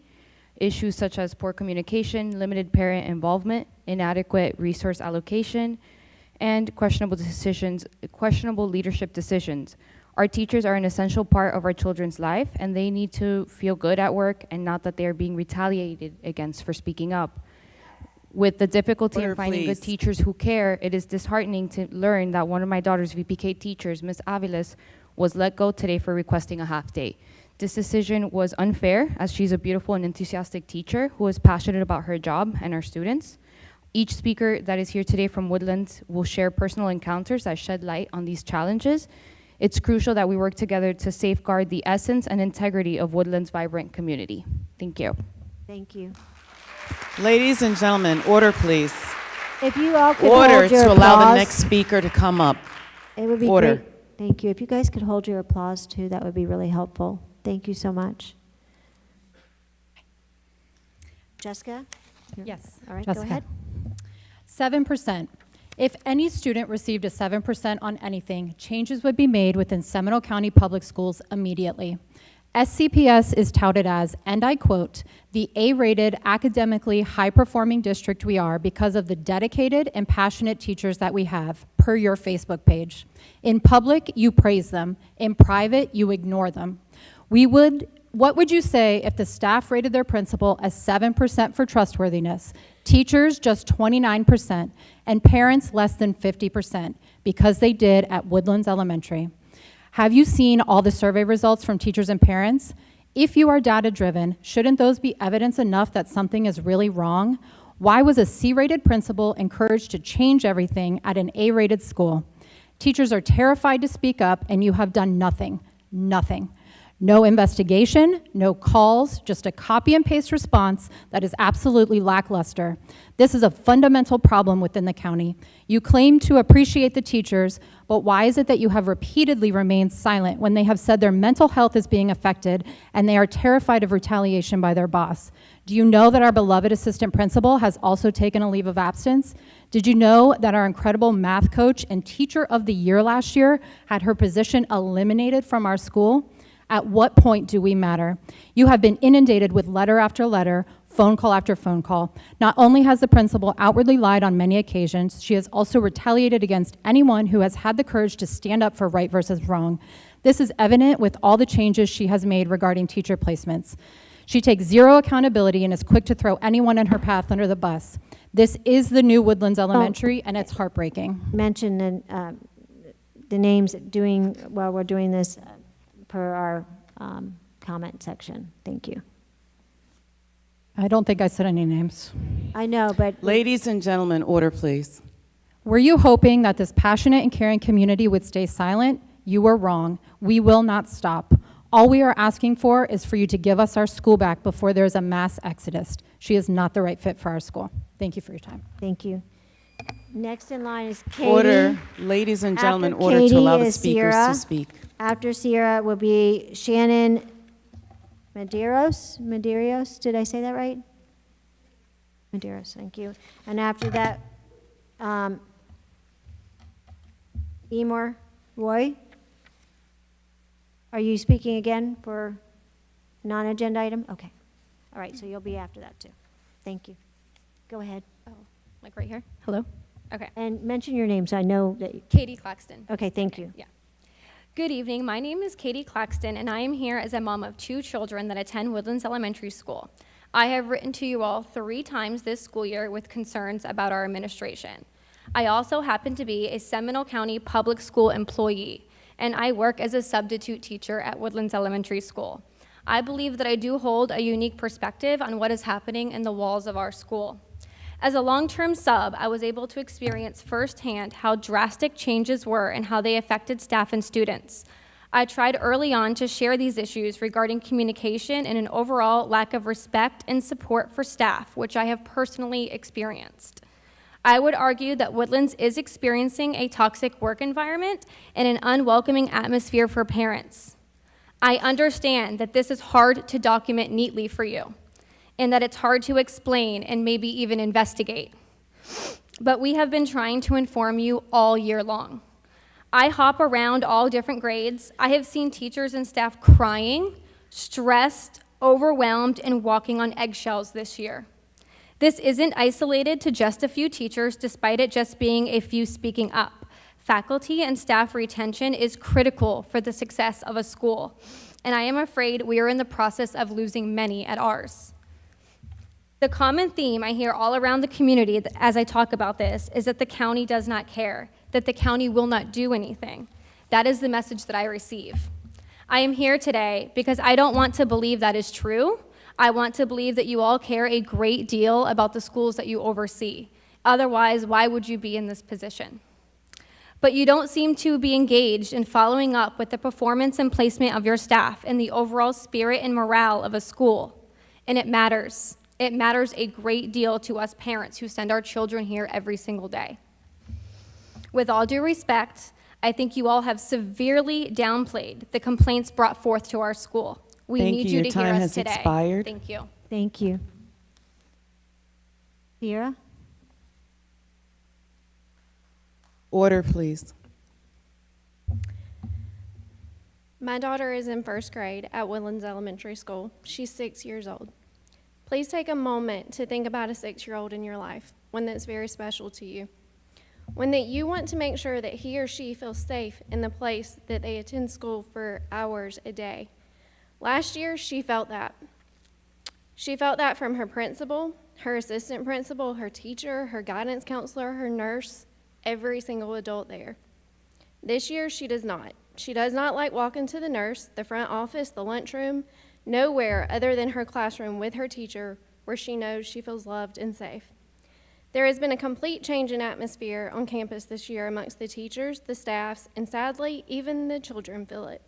My 6-year-old feels that things are not right at her school, and she even voices it. She can feel that the adults are on edge around the principal. She knows that there is tension in the front office. Her friends even feel it. That is absolutely not okay. The parents know their children's teachers don't feel supported. We know our children's teachers are on edge daily. We don't feel welcome at events such as Field Day, and then are told that it was a PTA decision, knowing it was not a PTA decision. Our PTA has always supported and welcomed parents and their input. Teachers who love their job are ready to walk away. One teacher who truly embodies a servant's heart and has been at Woodlands for 20 years has had her position eliminated. Mishaps are chalked up to miscommunications. Teachers' response to things are, it was an administrative decision, because they often don't agree or even know the reasoning behind decisions. Woodlands used to be a welcoming, supportive, pleasant environment, but I speak for so many parents, students, and teachers when I say it is not. This year has proven that poor leadership can ruin something amazing. What difference does it make if my child can read if we strip away her love for school in the process? You. Shannon, you're next, right? And then Emmer, and then after that is that Amy, I think? Amy Faroji, did I say it right? After that would be Sarah Engwall. I am a concerned Woodlands parent. Numbers don't lie. Surveys should be used to gather the truth. The county is equipped with the results of both, and they paint a picture of how Woodlands used to be and how it currently is under the new administration. If you don't want to believe us, then believe the data. We are a community school that provides itself on parent involvement. However, parents do not feel welcome on campus this year, which is evident by the drop in dividend hours comparable to the year when post-COVID protocols were still in place. Parents do not feel connected to the school this year, and that is evident by the drop in our fundraising by about $23,000. Look at the surveys, which give the principal a rating of 7% for trustworthiness by staff and 29% by the teachers. Look at the parent surveys and all the parent emails that have been sent into the county all year. And these parent emails were brushed off until recently by cookie-cutter responses from the county. Our test scores speak for themselves and the job our amazing teachers have done. But then why did she decide to cut vital positions and move teachers into positions they do not want? I, along with many parents, have lost their trust in our principal, and that is evident when she sent out and presented to the parents the new dress code, but then was seen on the morning news and sending emails to the teachers to enforce the old dress code. When confronted about it at our first SAC meeting, she stated, and I quote, "I don't know why the teachers are telling them that." After the meeting, she blamed it on miscommunication, but there was no miscommunication. She sent one set of requirements to the parents and then was enforcing a different set of requirements on campus, and then falsely blamed it on the teachers, which has been a common theme for many other things this year. She claims to have an open door policy, but she won't meet with parents unless she has an appointment. She claims that she responds to every parent email. However, I am still waiting for a response to an email I sent in September requesting a copy of the PowerPoint presentation from the pep rally the parents were not informed was taking place. If administration says one thing and does another, how can we place our trust in her? She is in charge of watching our children, and that is why many families have chosen to leave Woodlands. We are requesting that a change in principle be made at Woodlands before we lose more family and staff and teachers. Your time has expired. If you would like to leave your written document, you may do so with the clerk. Emmer's next, I think, right? Yes. And then you're Amy, right? Okay, thank you. Hi, Emer here. I'm speaking as a private individual, not on behalf of any organization, but I am a community organizer, and I feel very upset to hear what's going on with this elementary school. Having kids that have gone all the way through the school system, I've been bullied by legal teams, different district, but it reminds me that the overall, when we know better, we do better. I feel, as a parent, I feel that Tallahassee has bullied me in my parenting of my kids, some of whom are twice exceptional, some of whom read books about coding when they were 8. There's no typical thing about books, but the one thing about high schoolers is that they need to know about these cautionary tales. They need access to this information. You may save them from being murdered, you may save them from other forms of harm against them by society. And also I'm concerned about the younger kids because I want them to get to high school. I want them to reach high school. So we need those books back on the shelves. We need the kids that are not necessarily neurotypical to be able to just take out a book and read it without having to ask or anything like that, unprompted, which is supposed to be the key part of the Department of Education. That access to books and education is supposed to be unprompted and access to what they need. And that does remind me that a lot of kids with disabilities are supposed to have federal protections. So their access to a complete education, including social awareness of what's going on in the world, is, at the moment, I feel, being obliterated by the state. So I appeal to you, stand up against the bullies, stand up against them if they need re-educating in the classroom, but also if they're up in Tallahassee. Thank you. Thank you. Amy? And then after Amy is Sarah, and then Lisa. Is it Novelli? Did I say your name right? Ray McClory after that. And then Quinn Warren. Warden, thank you. Sorry, I butchered it. The magic is slowly being drained out of Woodlands Elementary. Only a few of us are speaking here tonight out of courtesy of your time, but we represent the dozens of parents in the crowd and the many at home who feel the same way. We represent our teachers who are too scared to speak for fear of retaliation. Our community brought concerns directly to our principal, PTSA, school advisory council, and school board members without any resolution, and we have initiated communication in many ways, multiple times, and yet, to my knowledge, these concerns have not been addressed. It's been 10 months since I personally sat down and shared my concerns and was asked to give her time to settle in and adjust to the school. With each passing day, it's become more apparent that her agenda has not been to continue the legacy of Woodlands. Instead, her goal has been to change systems that have proven to work, dismantle the environment we've spent years building, and we have exhausted every avenue to avoid standing before you today, and I hope that you're surprised and embarrassed that it's come to this, because we as parents are. Woodlands has built a legacy of community involvement, open communication, and collaborative learning.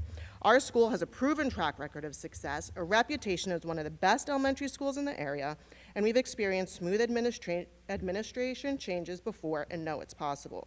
We have a top-rated school and a top-rated district, and now kids, parents, and teachers walk around on eggshells. As stated before, parent involvement has been unwelcome, communication non-existent. We hear from our children about dress code changes, detention at an elementary school level, staff changes within classroom, and a missing vice principal. The environment at Woodlands has changed overnight. We've tried our best to make this school year to work with the administration and to give it a chance.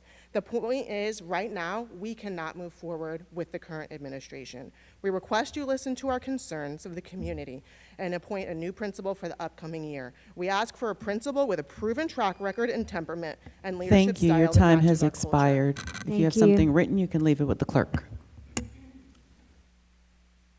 Sarah. After Sarah is Lisa, then we have Ray, Quinn, Nina,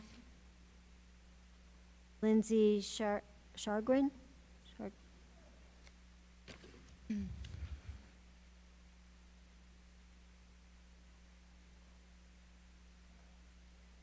Second.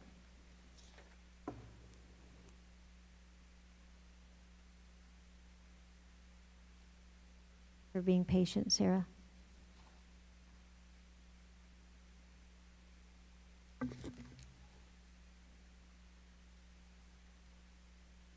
Thank you for being here and hearing us. Thank you in advance for deciding after tonight it is mandatory to make quick and powerful changes at Woodlands.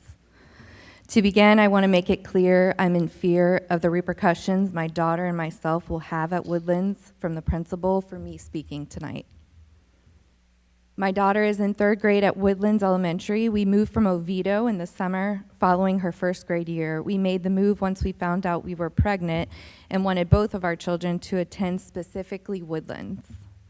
The specific school choice was based on the family involvement, the close-knit school atmosphere, and the legacy of long-term, highly thought-of teachers providing the education there. Our first year at Woodlands was amazing, and my daughter couldn't stop thanking me for making this move. This past year has been extremely challenging, to say the least. With limited time tonight, I'll focus only on one of our challenges. For the record, I have met with the principal personally twice this year.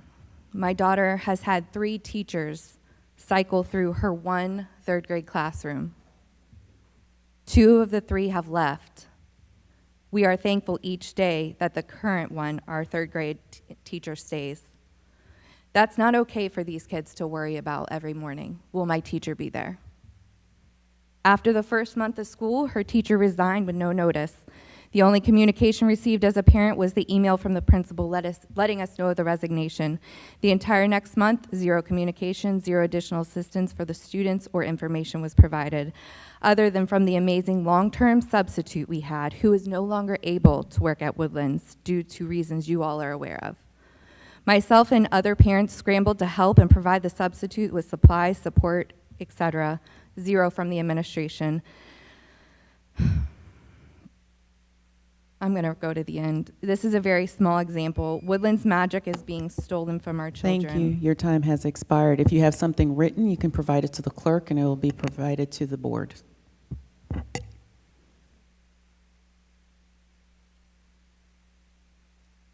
Thank you. You failed my kid. Exactly what I said would happen did. I asked for help, and the only email I received back was keep me posted. My student is 100% to blame, along with all of you, SSC and Lake Howell. Do not think for a minute I haven't blamed him for the situation he is in. He is responsible. He had to handle calling the college he's attending, the advisor at Lake Howell, and so forth. But no one did this job with this child. They let him fail. They set him up for failure. No one cared. They didn't guide, teach, or make sure he was succeeding. You don't seem to even notice that this program, the AA business program at Lake Howell that you've had for 7 years, has not grown by one number each year, 11 kids each year. The teachers at the high school can't even see the grades that the students are getting. No one is helping these students do well. They send them home, do online schooling, college-level classes, and no one's teaching them. They are 14 to 18 years old. They literally learn nothing. These students were divided up in the AA program between advisors, so the students weren't even in the same classes with the other AA students at Lake Howell. So no one could study together or work together. The SSC professors could care less about helping these students. They don't care about them, and they don't help. And no one at the high school can help them either. Due to the fact that my student was not succeeding, he failed 2 classes. And because of that, after 3.5 years of working hard, he did not receive his AA. Not once was this ever communicated to me, and yes, I know he's part of the problem too. You need to stop treating these children as adults. You have a system in place that keeps parents, teachers, and students need to be a team. Not one suggestion was ever listened to or complaint was ever listened to by the first class that went through this. If you're going to have a program, it needs to be done correctly. I'm tired of fighting for the basic needs of these students. My 3rd child will never attend Seminole County schools, and I am proud to keep her somewhere else because you all have failed these kids. I'm disgusted and disappointed in the system as a former teacher. Thank you. Your time has expired. If you have something written, please provide it to the clerk. Thank you. Ray? Madam Superintendent, fellow board members, I'm sure you remember some of my speeches in the past to the board concerning the importance of having materials that deal with students with diversity. Sorry, I have a hard time writing with my hand. Anyway, I'm not going to repeat any of these details. I'm sure you remember some of the things that I have said before. And with this recent agreement with the state, I urge the board to return some of these materials that deal with this diversity and not to remove any more. Thank you. And then Quinn. After Quinn is Nina Sandberg. Then Lindsay Chagrin. Did I say that right? That's the last one. Okay, so after Quinn is Nina. You. And then Lindsay Chagrin. Did I say it right? Okay. And that was the last one that I had for. Hello, my name is Quinn Warner-Swearingen. I'm a community organizer at Equality Florida. I'm going to repeat a little bit of what I said last time because I didn't get to say it all. With the recent developments in the state with Stop Woke being struck down and a settlement reached on the infamous Don't Say LGBTQ legislation, standards for reviewing and removing books have changed across the state. And we have seen the state kind of step back from a lot of the overzealous reviewing processes, shall we say, that kind of plagued the system to begin with. With all that in mind, I believe that the list of books that were removed or discontinued following that particularly contentious meeting last October needs to be revisited and should be revisited. We believe that if the district were to review a lot of the same books today, many of them would be considered erroneous removals under current state standards. To name a few of the examples that I had mentioned, tried to mention last time, were The Kite Runner, which has been in state standards since I was in elementary or middle school. I remember it being taught. There's also The Hate You Give, which may revisit the grade restrictions placed on it, especially given its frank and important discussions of racism. Then there's also the children's book, When Aiden Becomes a Brother, which would likely not have been removed today, given that media cannot be removed in the name of Don't Say LGBTQ legislation. Following that sentiment, clarifying that the inclusion of an LGBTQ character is not enough to warrant a removal. Having said everything, I look forward to seeing how we as a community can work together with the board to move forward on this issue as much as we can. I think it's appropriate to be talking about this at this meeting, especially with the focus on the arts. As a former thespian myself, I was also in the Drowsy Chaperone when I was in high school. And a published writer, I'm very happy to be talking about this here. So thank you very much. I appreciate it. And we appreciate working with you on this. So much. Nina Sandberg? And Lindsay after that. I'm Nina Sandberg. I'm going to hand you my speech on anti-Semitism in educational institutions, and I guess I'm going to talk about retaliation again. I'm forced to talk about the SCPS culture of retaliation yet again. I'm a former SCPS employee who was retaliated against. This is common. When I was forced to advocate for my own child as a parent, I was retaliated against. That is also very common. And worse yet, my 11-year-old son was retaliated against. He was retaliated against almost every single day, even though it is against federal civil rights laws for SCPS staff to retaliate against the children. His civil rights were violated inside of SCPS for months, and the retaliation escalated into actual child abuse.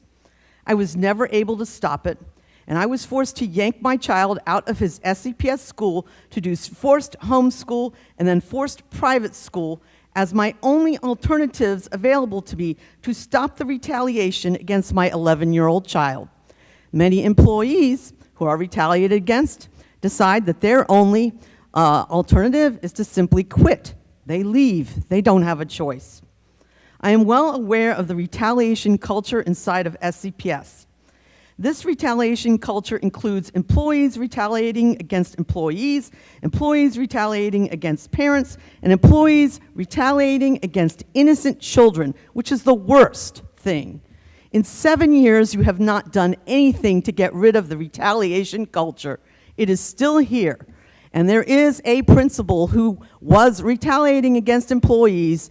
Her name, I can't name her, I guess, at Indian Trails Middle School, and she was finally removed. They had to start a petition to remove her. She was retaliating against everybody, employees, parents, students. Your it time didn't has matter. expired. If you have something in Need to writing, get please rid of provide it these to the people. clerk. Thank you. Thank you. Is Lindsay? Oh, there you are. Sorry. Hi, good evening. You want me to turn this part into her? Yes, so she I can have a submitted copy? the written statement just to be included. Okay, I'll go ahead and give that. Perfect, thank you. So, Did you want me to speak also? Okay. whatever, it's up to you. Totally up to you. If you want the written turn, and if you Yeah. don't want to speak, it's totally up to you. I didn't see it Okay. on the back until just now. Yeah, I do want to just submit the statement, and I guess will briefly comment. You know, I am here as a concerned Woodlands parent as well. I myself went to Woodlands Elementary and had a phenomenal education there, and I moved intentionally back to Seminole County in hopes that my kids would have the opportunity to have the education I did. My mom was a counselor in Seminole County for over 30 years and had a phenomenal career here, and I've had the pleasure of having a great life because of the education that Seminole County gave me. I know one of you mentioned that about your own children, and that's all we want for our children. I have been so saddened to see the change in Woodlands this year. And it's not because of the teachers or the students or the staff. It's very much seems to be a shift in administration. And what everyone else has said, I noticed it the first day I went for Meet the Teacher, the air in the school was just completely different. Every time you go, everyone looks scared. And they're trying their best to cover it up and to give a great education to the kids, to make them feel loved, to make Woodlands what it has always been. But the administration seems to be creating challenges in their ability to do that, so much so that my kindergartner notices. She went to Woodlands last year for VPK, and she asked me, like, this school's so different this year. Why do the teachers look sad? My fourth grader asked me, where's Mr. Foes? Like, I don't know what happened to him. He's so nice. I miss him. There's just no communication at all. I didn't plan to speak, but I will also say I received a letter from the principal about my very bright daughter being tiered because she did bad on one of the FAST tests. Meanwhile, she's done great on all of the FAST tests. She is thriving in schools. There's no question she knows her stuff. And it said that the teacher and Ms. Lambert, or I'm sorry, the teacher and the administration had decided to tier her, and I didn't have any option in that. There was no, like, parent option. And I spoke to her teacher, and her teacher didn't seem to think that she needed to be tiered, and actually did an amazing job Thank working you. Your that time out. has expired. All right, yeah, Thank you. If you want to add any of that else, just go ahead and email and we'll add it to that. Thank you.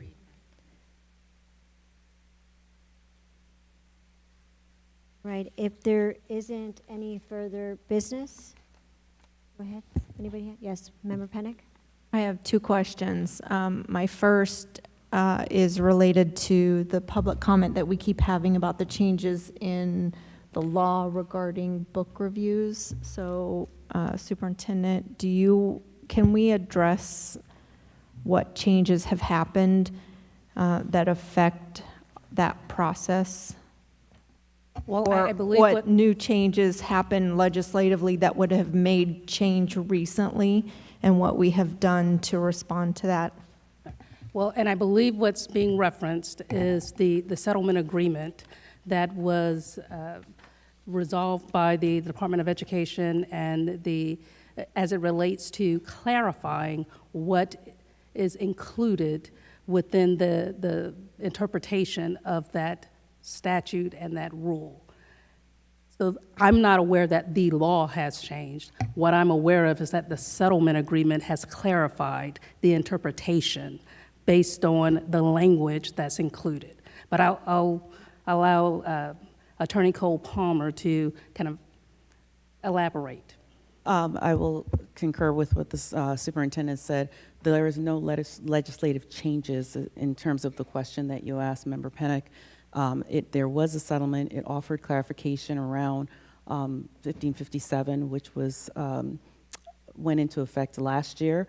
Subsequently, there have been other legislative changes that have addressed specifically what is required of school districts as it pertains to books and how to review them. So the law itself was changed legislatively through other means. It was not something that was necessarily affected by the settlement agreement, other than to clarify what is understood to mean certain aspects of that 1557 law. So no books, there's been no changes to the book review process, to your understanding? My understanding, there's no change to the book review process that's in place here, but the process is complying with what is required pursuant to statute as well as rule. That is a conversation to be had in terms of any kind of objection or anything of that nature. The process is still in place. Okay. Is it possible for us or staff to follow up with the individuals that have spoken here to find out what books in specific they're speaking about that have been removed or they think have been removed, so that we can maybe clear up any concerns that keep coming back to us? I'm happy to have, if the individual would contact me, we'll certainly follow up. I believe that, and I believe that there's been clarification that none of the books that were discontinued here in Seminole County, that the settlement agreement has not changed that process. And so if it's on the discontinued list, it remains on that list. But yes, we'll be happy to follow up. Okay, thank you. Member Davis, did you have something? I guess my question was still that, even though the rule hasn't changed, again, if there's a clarification or an interpretation of it, a lot of school districts were removing excess books because they didn't know, exactly what was encompassed by the rule. Now that it's clarified, I know certain things were definitely clarified, whether or not that there might be an opportunity to just take a look at the list again and make sure that under the clarifications, that we're, and I don't think we are, but we're not being overzealous in keeping books off. I don't think we're one of those schools, but it can't hurt to just, now that things have been clarified, I mean, maybe there's a book or two that shouldn't have been off the shelf, but I've made that. We were conservative in taking things out, because I believe the way our structure is that, we want what we can for the kids, but if it's on the governor's list or the legislature's list, then obviously it's on the list, and we can't have that. But if there are any books that, that maybe were just decided by our course, then. And to clarify, at the time that the settlement agreement was reached, I did provide that to our certified media specialist and the team that reviewed the books that are at issue here. And the information coming back to me is that the language within there and the clarification did not change the review process and the determination as made by the certified media specialist. Now, obviously, that was the early blush, but the process and the way that it was reviewed in relation to the statute, the information back was that the clarification about what is instruction in that settlement agreement would not change that. In our district. Correct. If I could speak, I think that my question would not be for necessarily instruction, but related to, freedom to read, so to speak. And just as we had a process to review books that were of concern, do we have a process to review books that we'd like reconsidered? Could we create one? Well, the request to the department at the time that the settlement agreement was reached was, does this language change the determination of the way that you all reviewed the process for all of the books and the decisions that were reached? And the response back was no. Now, if I'm happy to have them revisit that again, but that has been already requested, because the language of the settlement agreement does not alter the way that the process that was reviewed at the time for the books and the determinations that was made. That language that's in the settlement agreement clearly just kind of clarifies certain terminology of what is instruction, not what is the responsibility of the district and the media specialist as it relates to that process of review. That is my understanding. I'm happy to have our department look at it again, but I did request that as soon as the settlement agreement was reached. Okay, because I'd like to see us be, as open, exposed. I'm not asking for more work for Dr. Scanlon, but if we could create a process, I would be grateful for that. So. And if I may, I would like to also, if you could look into the process of requesting a book to be added. For instance, I know we have a young author that has been published in one of our elementary schools, and if she wanted her book to be added to her school library, is there a process by which she or her family could request, may I be included in your library? So in the same way that we have a process by the community to have a book removed, could there be a process to have a book included? Certainly. Thank you. If I might, Just want the board to know that there's been a number of allegations made about a certain administrator at Woodlands Elementary.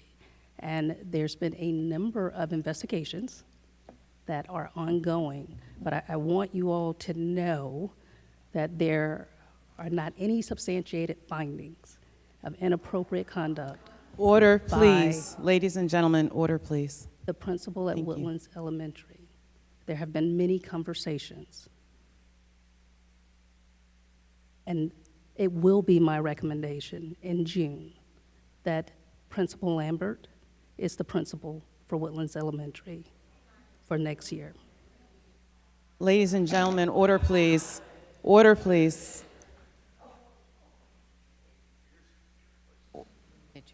Right.